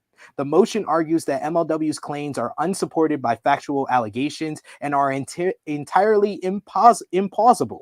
Additionally, the motion argues that MLW's unfair competition claim fails because, one, it is not tethered to some viable antitrust or tort claim, and two, MLW lacks Article 3 and statutory Say that 3 times fast. such a claim. The court has set a hearing on September 29th for arguments on the motion to dismiss, and WWE used actually AEW getting their TV deal as an example of them not having a stranglehold on wrestling, as well as quoted the Wrestling Observer newsletter to support their claims. So next time you WWE fans want to get mad at Dave Meltzer and the Wrestling Observer newsletter, just remember WWE used it as a factual evidence in a court case. Pretty genius, actually. Pretty genius. I'm not surprised about it. Yeah. We're not a monopoly. See, clearly it states here AEW can't compete with us. Clearly. They signed a $46 million a year deal with TNT and Warner Media, so what how are we stopping anybody? Right. MLW, they basically just put checkmate on MLW and said, y'all are trash. That's why y'all not getting any deals. Right. Well, MLW is going to get destroyed in this suit. They're going to get slaughtered. It's sad, I hope they have a contingency plan. And props to you, SB3, for reading all that, because that was blah blah blah lawyer blah jumbo. blah. Right. But shout out to he's always says this stuff, you know. I was thinking about going to law school, so this is preparing me. AEW news. There's never too late. Look at Kim Kardashian, friend. This is true. Better call Sid. A couple of big interviews this week came out from AEW. Firstly, we got to talk about in an interview with John Alba for the Extreme Life of Matt Hardy podcast, Jeff Hardy detailed his last night in WWE when he made an impromptu exit in the middle of a match and was later fired. At the time, WWE offered him rehab and demanded he take a drug test, which later came back as negative. And Hardy said that he wasn't trying to get fired from the company that night, but ultimately is glad that he was. On not feeling valued during his most recent WWE run, Hardy said, and I quote, "Certain things happen for a reason. Subconsciously, that was maybe the smartest thing I've ever done. Guided by something higher than me, I'll say. WWE was so strange. I had been there for almost 2 years after I came back from knee surgery. Another strange thing about our careers, when Matt debuted in AEW, the pandemic had hit in front of nobody. He teleported down from the nosebleeds. I was supposed to return in Detroit in front of 20,000 people. I came back from knee injury in front of nobody. I came back from injury. Matt debuted in front of nothing because of the pandemic. It was weird. The best way I can describe my journey the last few months in WWE was like glimmers of hope. Maybe I still do have something.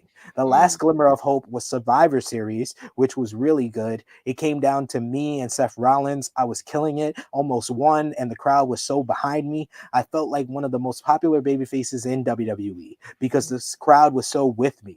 Then there were other times where I felt like a ghost, roaming the halls like, why am I even here? I don't feel important. I kept doing my deal and would show up and do whatever they wanted me to do. I've never been a politicker, so I don't go out of my way to try and get a certain spot or achieve a certain status. That night in Enzenberg, Texas, I finished my heat. I took the heat and I said, I'm ready to go. I went over the rail, disappeared into the crowd. Naturally, they think I took something like drugs or whatever, but I didn't. If I was that bad, I should have never went out there. That's the way I see it. I thought just another unpredictable thing I can do and I'll get away with it. It was more serious than that though. Again, it was one of the smartest things I've ever done because everything worked out so perfectly. Mainly because my first day in AEW, I felt valuable for the first time. The care and love I was shown, I got chills thinking about it. In WWE, it felt like they just wanted me there to sell some action figures. I put so much love and joy in painting my face. When I see it and come out, I'm immortalized in a action figure. I'm like, that's why they do this. It's so cool. That's one thing I'm super excited about in AEW. My first action figure with the face paint. On if he was trying to get released, though, Jeff said it felt right in the moment. I wasn't trying to get released, just thinking about Survivor Series and how much fun that was, the connection with the crowd, and they wanted me to win so badly. It made me think back to SummerSlam. It was a big crowd, and I was just there all day for nothing. Like, why am I even here? I was so excited, but it was very, why am I even here? Not just SummerSlam, but why am I still at WWE? What's my purpose? Because it didn't feel like I had much of one. And then finally, on WWE offer him a Hall of Fame spot, he said it felt completely wrong. It didn't feel like the time at all. I almost felt offended. I was very emotional and almost felt offended. Like, what? Wait.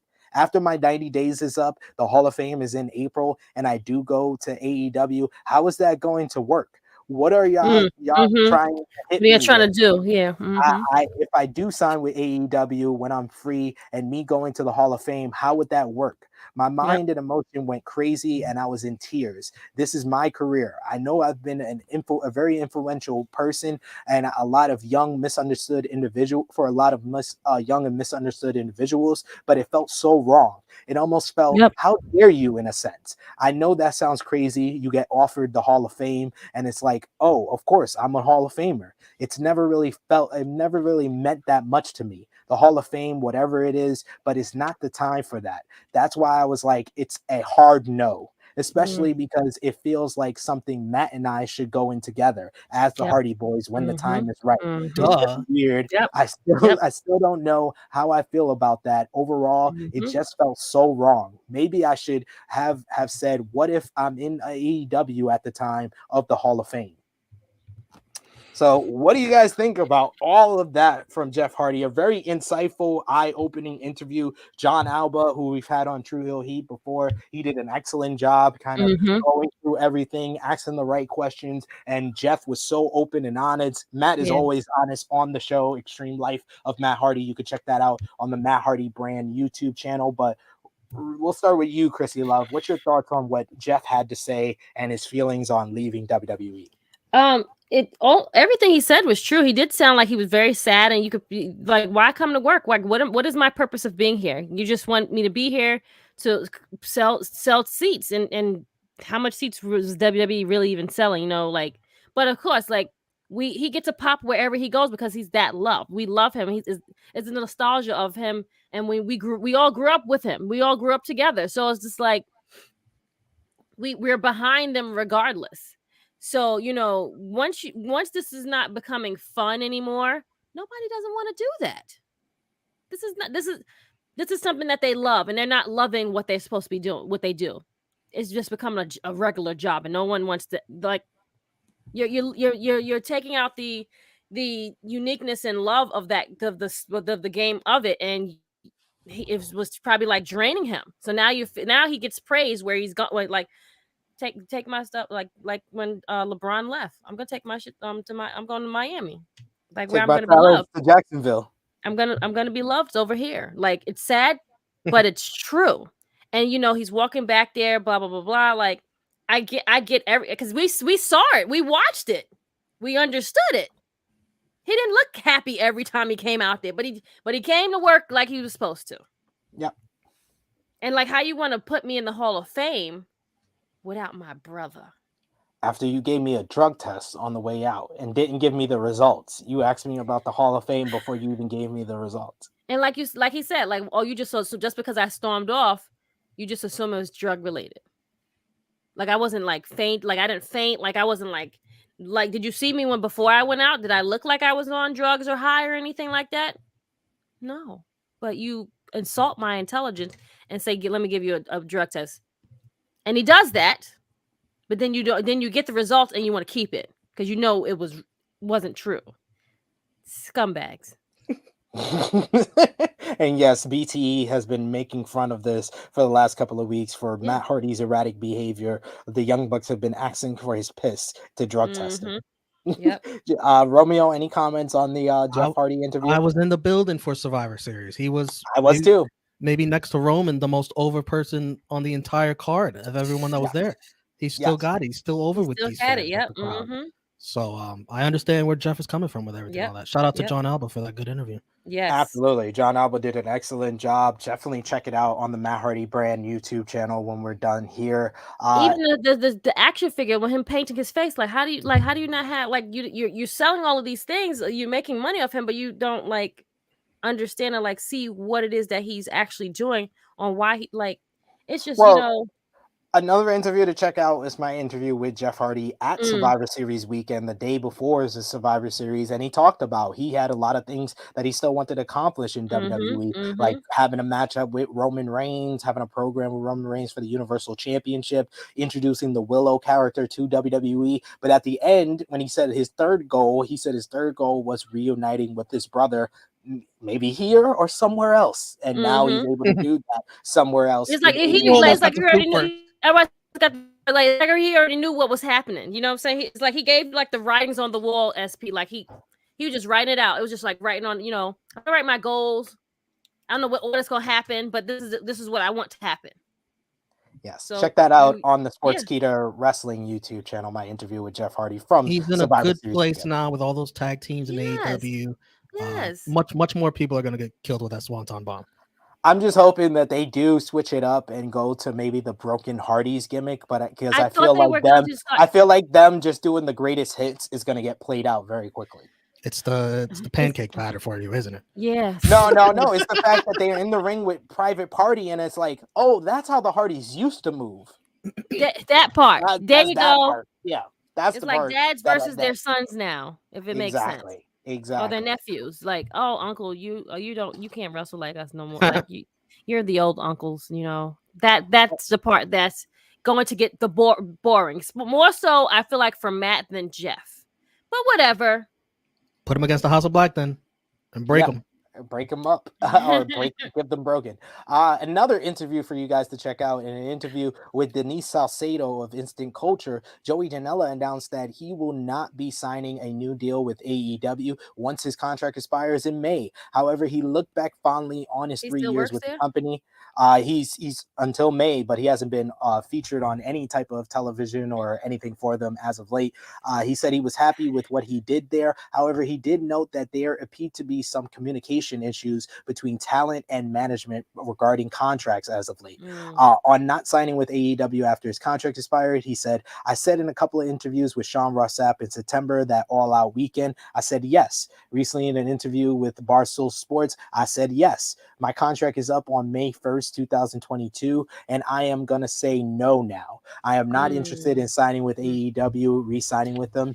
He said, being happy on his run, I am happy and I am satisfied with what I did in those 3 years in AEW. It was a learning experience, and I'm going to say this in the most positive way possible without looking negative. Those 3 years with AEW was developmental for the rest of my career. I am so much sharper, not only in ring, but business-wise. I've learned so much in those 3 years. Now, not only am I sharper myself in all facets of the wrestling business, but also I can go to a young guy, I can go to a Nick Wayne and teach him stuff of the stuff that I've learned in those 3 years. Or I can go to GCW, or I can go to another promotion and teach them what I've learned on the other side of the curtain.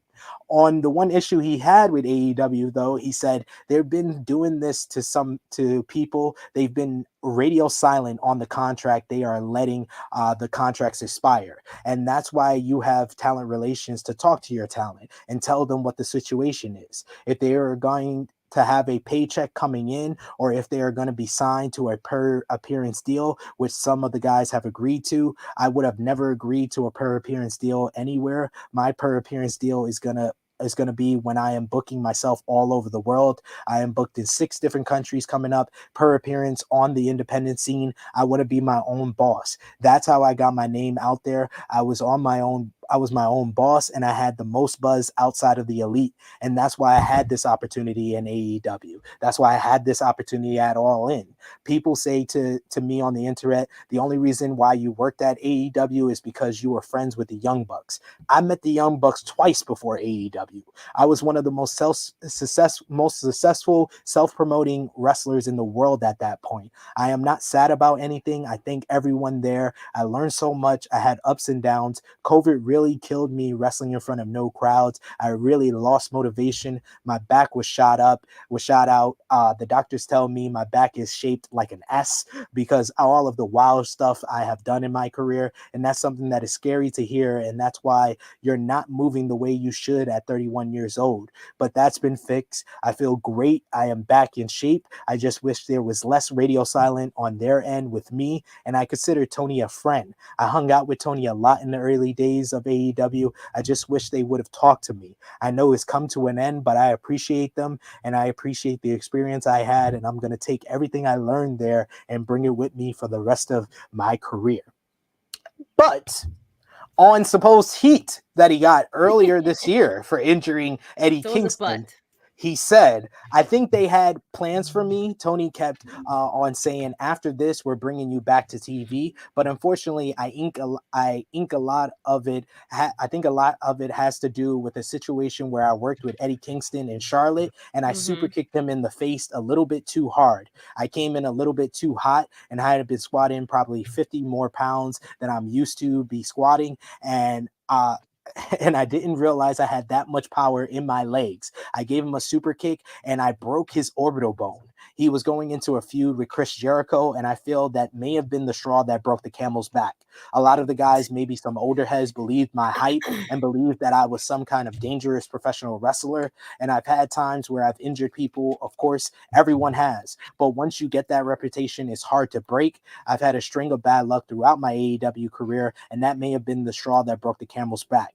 I don't know, because they don't communicate with me. They did the same thing to Marco Stunt. They just stopped talking to him. But I appreciate them. But if you have talent relations, I know Christopher Daniels would love nothing more than to tell me I am no longer with the company. But it is what it is. I am not sad. Oof. I am not mad. I am not mad at anyone. I had a wonderful experience. And upon Janela speculating, PW Insider reached out to AEW sources and confirmed that there was indeed heat on Janela for causing that injury to Kingston, as it prevented Kingston from traveling to TV, and the plans for the Jericho feud had to be altered. Janela was also correct in speculating that there was a brief internally that several talents were hurt while working with him in the ring, which obviously worked against him, and Janela had not been brought back to AEW since that Charlotte taping, and PW Insider was told that he is not expected to be utilized again before his current deal expires. Wow. Romeo. Wow. What do you got to think about all of that? Joey Janela knows where he fits best. He knows he has a role in the wrestling community, and he's going to go do that. And good for him. And Frantic World hopes to know Joey Janela comes back to AEW in the future. Man, from everything I just heard. I don't think that ever will happen, but I don't sound like it's happening. Woo. And CM, so Swole was wrong. Where? She wasn't wrong. They need to, this is something that they need to work on as far as talent relations. You need to tell these people, like, we're not going to be renewing you. Like, by May 1st, you are open to basically, look at other options for the rest of your career, but we wish you the best of luck on your future endeavors. Something like that. Would have been nice. Yeah. And Annika saying, so just man up and tell Joey. Absolutely. I agree. I agree. But yes, like, people they don't understand, like, we have lives like out of like outsiders. Like this is my livelihood. I got like, where am I supposed to get money from? Like, you're gonna tell me like I can't get unemployment? Like, where I'm gonna file for unemployment every week now? Like, what? How does this like what? In the rest of the community, what happens? Like, how you gonna just say, oh yeah, we're just gonna just let it expire and just like, okay, but don't say anything to you, like nothing. No, thank Somebody's you for got to be the bad guy delivering this. Have Hook do it. Have Hook do it. Who's gonna have a problem with Hook doing it? Daniels, like I said, like Joey said, Christopher Daniels has the role of talent relation. He should be the guy who's calling people, Yeah, and yeah. letting them know, like, we're not going to be renewing you when your contract is up. Your contract is up in a month, so be prepared. That's all they need. They just That's need a all you phone call. need. Yeah, even letter. You can put it in the mail. Hey, that's what Eric Bischoff did to Stone Cold Steve Austin. Created a story. It's just what it is, you know. And moral of the story: don't befriend CHK or smoke with him. Yes, pretty much. That's what it's saying. Don't That's share what it the is. weed Yeah. with Tony Khan. Antoine Khan. Don't do it. Antoine Khan. A new report has some other details on what Joey was saying as far as Marco Stunt's contract status with AEW. Stunt, who has been associated with Jurassic Express, hasn't been seen on AEW television in quite some time, and Fightful Select reports that he hasn't been backstage at Dynamite tapings in months either. According to the report, there have been no creative plans mentioned for Stunt since he's been away. That said, he is still technically with the company as his contract runs until May 1st. AEW reportedly has several contracts up that month. The report notes that they have heard information which backs up Joey Janela's recent allegation that AEW had ghosted Stunt, and that people they've spoken to said that Stunt has expressed a willingness to prove himself and stay with the company, but there's been no word or any follow-up on that. Not a good look. Just not a good look right now, because what is y'all doing over there down in Jacksonville? What is happening? I don't get it. Like, because y'all don't the you have same a company? time, Like, don't you know you're a man that owns companies? What is your HR? Like, I'm confused. very good question. Because at the Harlem same asked the time, same thing. Yeah, see? Yeah. At the same time, they're not calling anybody. They're apparently making calls to new free agents, as Fightful Select reports that one of the two ROH World Champions, Jonathan Gresham, is currently in talks with ROH and AEW, both of which are now owned by Tony Khan. While Gresham is the ROH champion, he is a free agent after his deal expired after Final Battle last year. He said at the time that he wanted to be loyal to ROH until he couldn't anymore, and that happened when the company went on hiatus and released everyone.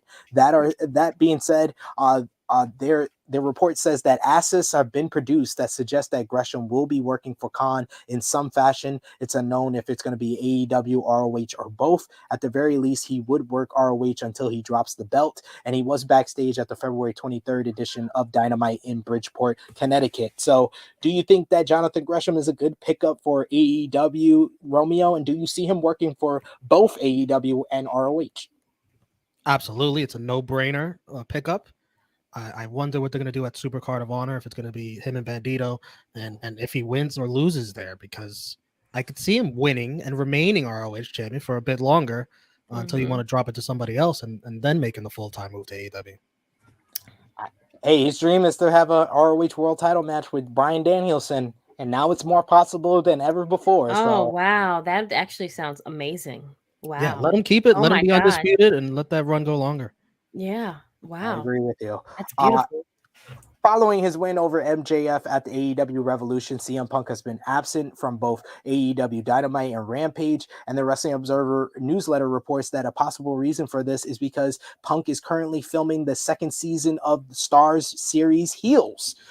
Filming is expected to last several weeks, and Punk plays Ricky Rabies on the show. He's been great on the show, by the way. So, and if you're a Patreon backer, patreon.com/True Heel Heat, you can check out me and Chris G reviewing the first season of Heels up there right now. Nice. A new report has more on Kenny Omega being out of action for a little while longer as he undergoes additional surgery to recover from injuries. Fightful Select has confirmed the Wrestling Observer newsletter report that Omega will be undergoing surgery for a sports hernia, and notes that he also has sinus issues he is looking to clear up over the next several months, as well as a shoulder issue he was hoping to avoid having surgery on. The site notes that around the time of AEW Revolution, they had heard he was still getting surgeries, with one AEW star saying that it was unreal the amount of things Omega worked through when he was wrestling before his hiatus. And the site adds that Omega has still been busy with his duties as EVP and has been heavily involved in the AEW video game, which has been reported that they're going to have a story. Nice. They're going to have a story mode more akin to the SmackDown versus Raw games back in the day, and Ukes is producing it. Omega. Look at this guy. Look at this. Does this look like a guy who's concerned about surgeries right now? No. He's having too much fun playing video games. Ma, I don't want to have a surgery right now. Like, he's just enjoying his time off, and he looks like he got a lot of sleep, things like that. Like, well rested. Like, well rested. There you go. Well rested. Leave my dinner there, Mom. Omega was also the person who told Brian Cage that AEW would be picking up his option, and according to the report, Omega has received a lot of praise for his work as an EVP. Speaking of Brian Cage, like we said a couple of weeks ago, he had the 1-year renewal option on his contract picked up, and apparently he on the Going broadcast, Broadway podcast this week, Cage indicated that there's a plan in place for his eventual return to AEW TV.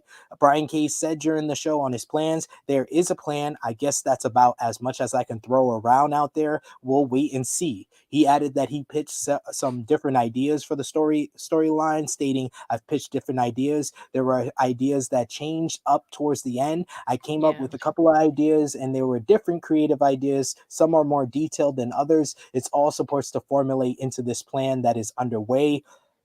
Krssi, what would you like to see Brian Cage return in AEW as? Well, he can't be in a staple. There's too many. I mean, well, it's not staple, but it's faction. Like, it's too much going on right now. So he's probably going to be by himself. What is he going to do when he returns? I don't know, to be honest. I don't know. I could tell you, and Krssi will love this idea. Okay, go ahead. Shoot. I'm ready. Go ahead. Getting thrown around by Keith Lee. I mean, I'm not mad at that. I think he's going to be MJF's new Wardlow. That'd be cool. That'd be cool. I'm not mad at that either. I actually like. I speak. Bravo to you, friend. I actually like that idea because he's big, just like him. It's gonna give heat, and because Wardlow's gonna need to be replaced. That makes sense. He's gonna be an enforcer. Push Wardlow. Makes so much.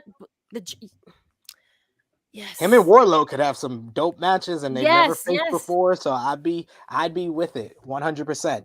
And we got to say congratulations to AEW, as the Wrestling Observer newsletter has reported that AEW Double or Nothing has become their highest live gate and their first $1 million live gate that they've had for a show, as they have sold 12,939 tickets for the show on May 29th at the T-Mobile Arena in Las Vegas, and there are currently only 585 tickets left. This is the new live gate record for a non-WWE event of all time.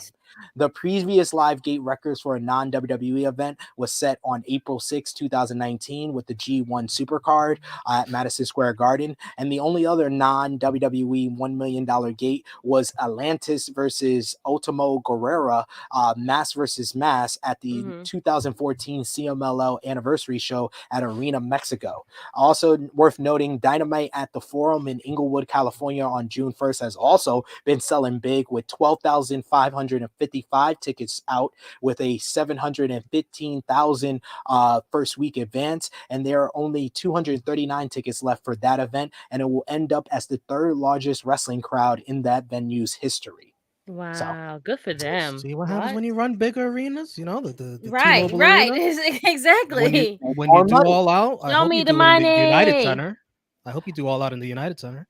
I would love that, yeah. And also worth noting, another big money business-wise for AEW. AEW Revolution is confirmed as the second biggest pay-per-view buys that they've ever achieved, and it is up 14% from where it was last week. With some late and replay pay-per-view buys, the event is now easily expected to be the number 2 highest grossing AEW pay-per-view event ever. The first being All Out 2021, which drew 205 buys.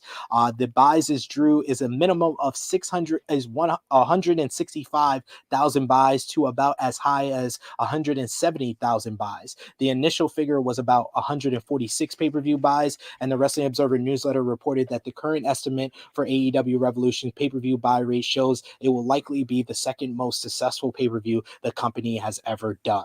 So, and both of those, All Out and Revolution, didn't have a Cody match on it. I just wanted to put that out there. I just wanted to put that out there. So what you're saying is it's conspiracy and that they were better because he was not there. I'm just saying that maybe they don't need Cody. Maybe Just spin that out there. Just spin that out there.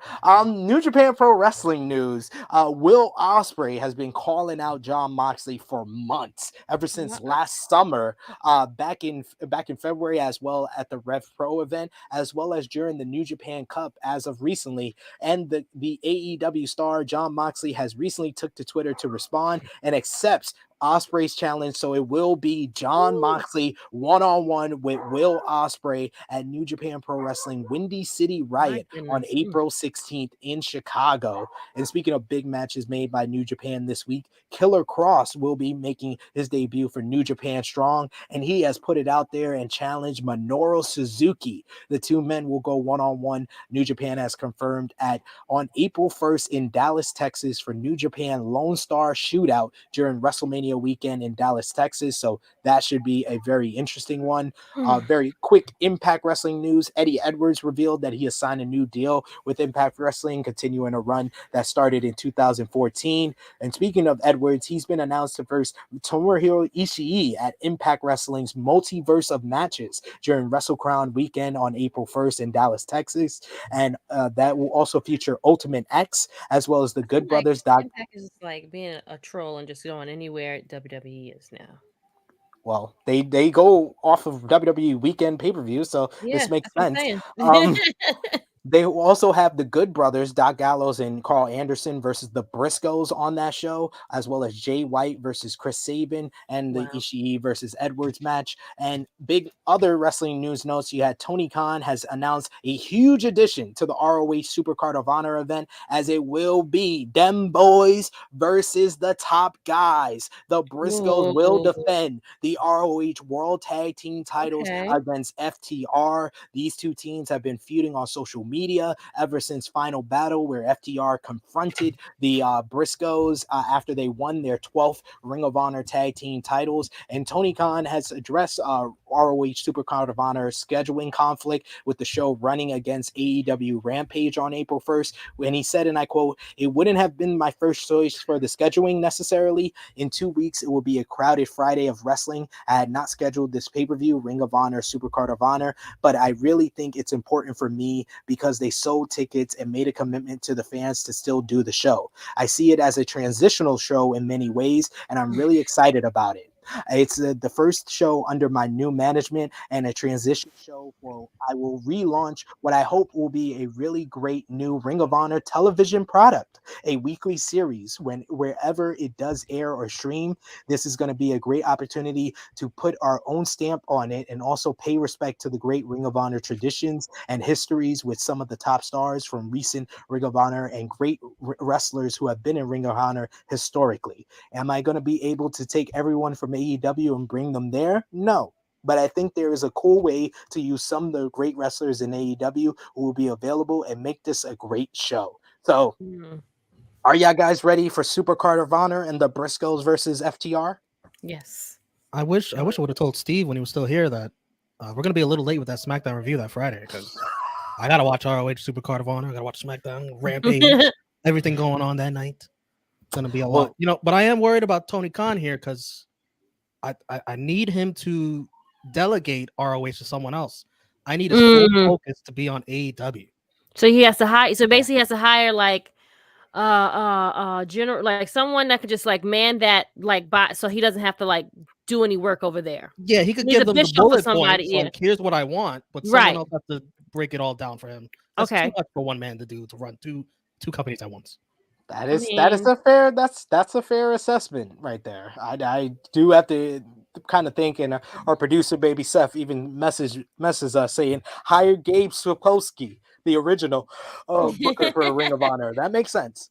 That makes sense.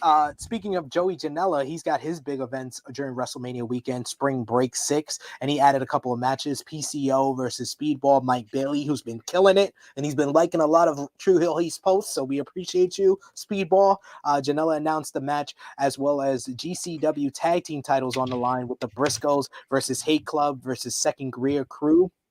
They also had their big event in Atlanta at Atlanta Center Sage, which had the second Gear Crew and Hate Club go to a no contest.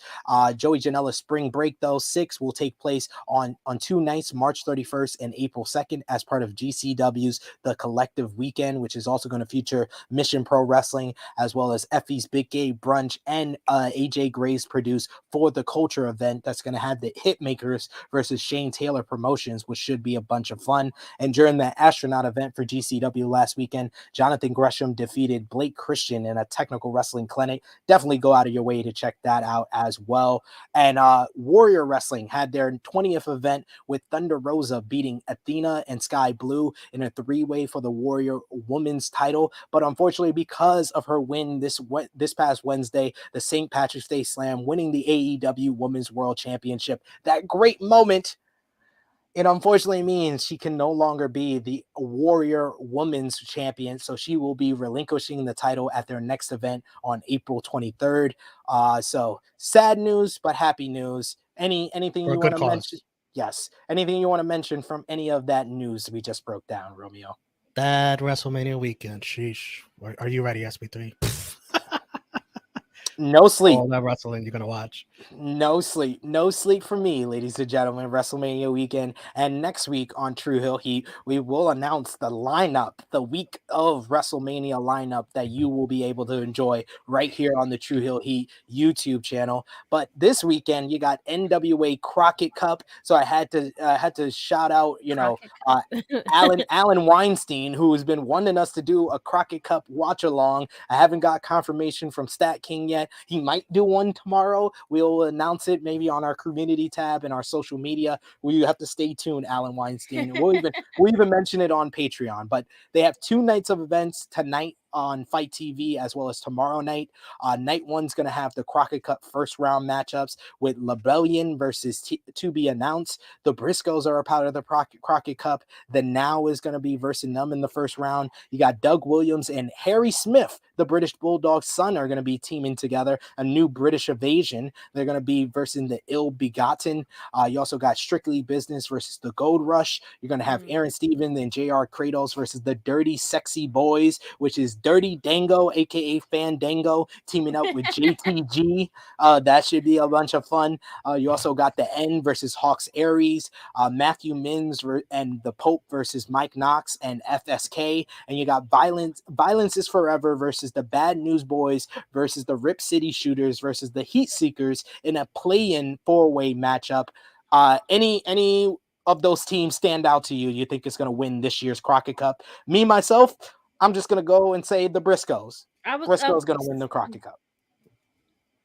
I was going to say the same thing because no one seems like they're like a notch above a lot of these tag teams. So I'm rooting for them.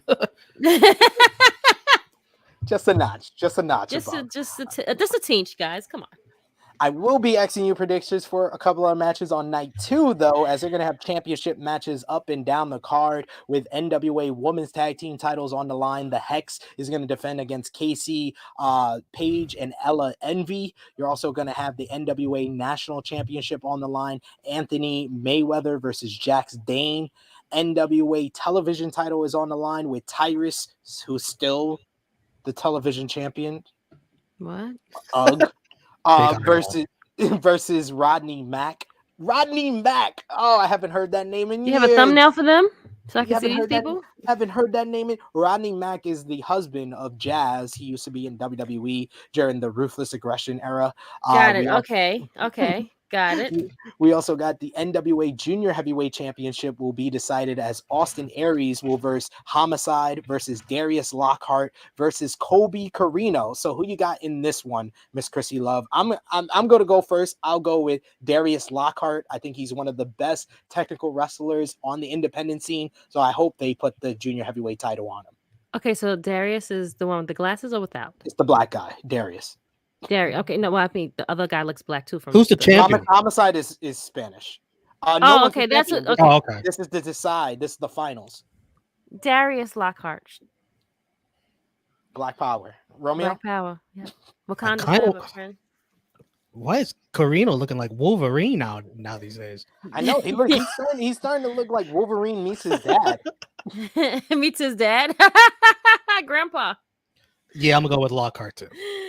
All right, everyone's going for Lockhart there. NWA Women's Championship is on the line as Camille will versus Kylie Ray versus Chelsea Green. I'm really looking forward to this matchup. And NWA even quoted us, had us in the thumbnail for this on their social media. Yeah. So That's what's up. That's big, guys. we got to show love to NWA for showing love to us, of course. So who you got in this one? Camille, Kylie Ray, and Chelsea Green. Romeo. Camille. Who you got, Krssi Luv? I would like Green to win, but I don't think she will. So her husband could be even more like outrageous and annoying. But I'll go with Camille as well. I'm also going to make it unanimous and go for Camille. She's been dominant as NWA Women's World Champion since winning it last year. She just and looks then better as with the three of them right there. She just looks like she's the stronger out of the three. yes, I think her and Kylie Ray could have a really good rivalry with each other, kind of like the David versus Goliath of the NWA Women's division. So hopefully coming out of this, that's what they lead Chelsea to. takes the fall. Right. Yeah, for sure. That's fair. I don't think she has a problem with that, but whatever. No. But will her husband take the fall as the NWA World Heavyweight Champion? Matt Cardona will defend against arguably the greatest NWA World Heavyweight Champion in recent memory, at least, Nick Aldis, the man that held the title for 800 days. He dropped the title to Trevor Murdoch back at NWA 70th anniversary, but it was Matt Cardona who beat Trevor Murdoch just about a month ago at NWA Power Trip to become the NWA World Heavyweight Champion. And WWE Hall of Famer Double J, Jeff Jarrett, will be the special guest referee. Miss Krssi Jeff Luv, Jarrett get a payday. Right. who you got, Cardona or Aldis? I got Cardona. Romeo? Yeah, I've already seen this with Nick Aldis. Let's keep Cardona going. Fair enough. Yeah, I agree. Cardona for the victory. So we will see. He's great right now. Like, come on. For Alan Weinstein and any other NWA fans, if you enjoy NWA, Stat King will for sure be reviewing the Crockett Cup, and Alan Weinstein even saying thank you for trying to make True Hill Heat's one NWA fan happy. A Crockett Cup watch along would be me, but Stat King and me, so I get it. Nets won't even stay awake. That's for sure. Yeah. See, but this is what makes True Hill Heat so great. Yep. Like, is anybody else giving this attention, coverage? Anybody else? Anybody? No. Let us know. No. Let us know in the comments if you're watching us on demand. I watch alongs come on. If any other podcast has talked about the NWA, we show love. Like we said, the True Hill Heat flagship podcast covers all of professional wrestling, not just one promotion, but even the NWA. But that is our preview for Crockett Cup. Alan Weinstein will keep you posted on if we do any type of watch along. But Miss Krssi Luv, thank you so much as always. Romeo, thank you. Krssi Luv, let the people know where they can find you on social media, sis. Oh my God, what a time to be doing podcasts. So I'm busy now. I didn't ever think this would ever be saying things like this, but okay. Oh, it's gonna be a mouthful, friends. So you can catch me every Saturday with my good brothers on True Hill Heat, our flagship show. Woo, look at where we are, guys. Like, we've went from someone's apartment to being on the big stages. You know what I'm saying? So here we are. So this is every Saturday, 11:05. I had with Romeo on Fridays. We do SmackDown reviews. Because by God, if we get through those shows. And we discovered last night we're all Aries, and that's why we have such. Oh my! That's true. That is true. Did we leave that on camera? Yeah. Like our faces were just like, wow, like we were just like blown away. And I mean, my God, like this is why we click so well together, and I love them. This Aries power is unstoppable, people. I'm sorry, I don't know if you're not on it. It's you won't understand it, so it's okay, it's fine. But that's every Friday with my good brothers. We do smack talk. We did thumbs in the middle yesterday, or was it? Yeah, thumbs in the middle, right? Yep. We got That's thumbs fair. in the middle. Smackdown sandwich. Yeah.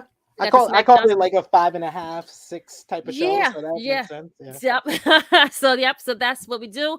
Now I'm going to be doing Wrestling Disaster, as you saw with my guy Steve. We'll be premiering this week coming up, so that'd be great. Can't wait for you guys to see the first episode of Wednesday, 12:05 p.m. Eastern time. Be here for the Wrestling Disasters episode 1 premiere. And are we announcing this new show? Yes, we are. Yes, Miss Krssi Luv, let the people know. Serving face and heels, highlighting women's wrestling. Look at the logo. On beautiful logo, isn't it? It's beautiful. Beautiful logo by Romeo right there. But yes, serving face and heels. Let the people know that Friday, this coming Friday, is the premiere episode. Let them know what you and Steph are going to be doing on that show.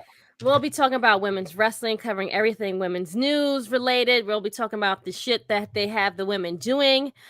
We have a lot to uncover for upcoming WrestleMania. To talk about. No shortage of nothing. We have a lot to unpack. So I can't wait to do this with Stephanie. We are going to premiere this for Friday. We're coordinating our times because she knows we're not in the same, and they gave me a lot of flack for not looking at the people in the West Coast. So I'm so sorry, guys. I got love for the West Side. You know what I'm saying? Anywho. So that would be, with that all being said, I got all these jobs now, and I'm a mother, okay? And I have to have a social life too. So I do all of these podcasts. Like I'm like SB. You can expect a little bit more change from your YouTube, my usual Venmo YouTube money. You can expect a little bit more change in there now. Oh, okay, great. Fun. That's why your super chats are important, folks. They keep Krssi doing this. Exactly. Bring those super chats for serving face and heels, for Wrestling Disasters. Yes. And then right back here next Saturday. Saturday, of course. So I'm on Twitter, True Hill Krssi Luv. Yes, thank you. I love this. Yay, girl power. I'm a huge Spice Girl. Anyway, that's not what we're talking about. But yes, that's on my Twitter. My IG is Krssi Luv _1 or just Krssi Luv or just me, which is just plain old Crystal. Lovely stuff.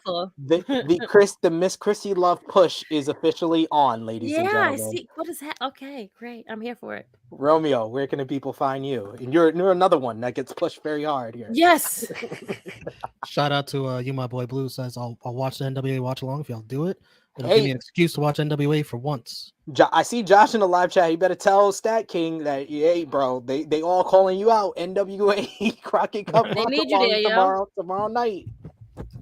And Frantic World, I don't watch NWA, but I'll be there for a watch along. Nice. Yo, our watch alongs are lit, son. Like if y'all not on one of our, if you have not been a part of one of our watch alongs, I don't know what people that do watch alongs, but this podcast, this brand have the best watch alongs. Whatever you're watching, pay-per-views, regular TV shows, our watch alongs are amazing. And you don't even have to be watching it. Just listen to what they're saying, and it's great. Okay, sorry. There's channels out there that do it for like big shows, but we do it for freaking Raw every week. The only way to watch is with each other. Speaking of Josh, this Monday, it is his birthday. So join us for Ray Raw Superstars birthday special, birthday fundraiser, super chats for Josh. Monday night, Josh. Let's go. Josh about to get his first YouTube money too, so you got to come on hard for his birthday. Come on. True Hill Romeo Twitter and Instagram, and Mondays, Tuesdays, NX3. Like this past week, NX3 number 49, Boned Alone. Love it. Krssi gave me the idea, and I executed. Krssi is gonna cry. Wednesdays, I still can't with that. Dynamite watch-alongs. Fridays over on the Daily Slam YouTube channel. Saturdays here. Ooh. And Sundays, a new True Rewind dropping on Fightful Overbooked. True Rewind number 71 as we continue in the Monday Night War. Absolutely. The go home show for Hog Wild for Nitro, another edition of Monday Night Raw. And you can find me on the Twitter machine at True Heel SP3 on Mondays, Tuesdays, Wednesdays, and Thursdays, 7 a.m. Eastern Time, over on the Believe in Pro Wrestling YouTube channel with Rick Ucchino. Check out our latest interview with Levi Cooper, aka Tucker Knight of Heavy Machinery, where we talked about his final run with WWE, his release, all the storylines that got scrapped with him and Otis. It's a very good interview, so go out of your way to check that one out.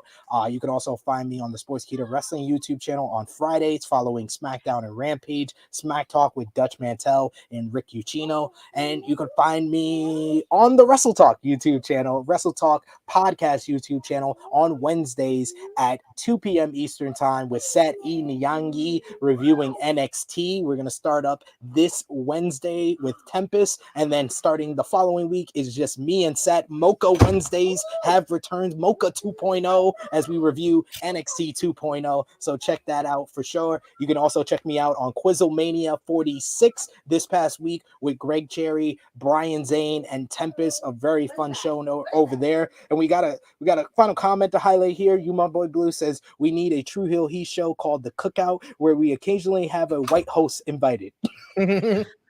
I mean, that you, my boy Blue, that actually does not sound bad at all, friend. I mean, we got the pictures to show the cookout. That, you know, our cookout is gonna be lit. The True We Heel got Heat Steve cookout. Fall. We got Bailey. Who else? What are the white friends? Alex McCarthy. Of course. We got Jeremy Lambert, Joe Holbert. Like we got a bunch of plenty. Steve, we got yeah. And yes, CM, I was robbed on Quizzlemania. Just a spoiler alert. Champion. Oh, I'm about to say hey, cut it out. Scorpio Sky lasted longer. You will see me. I resent that.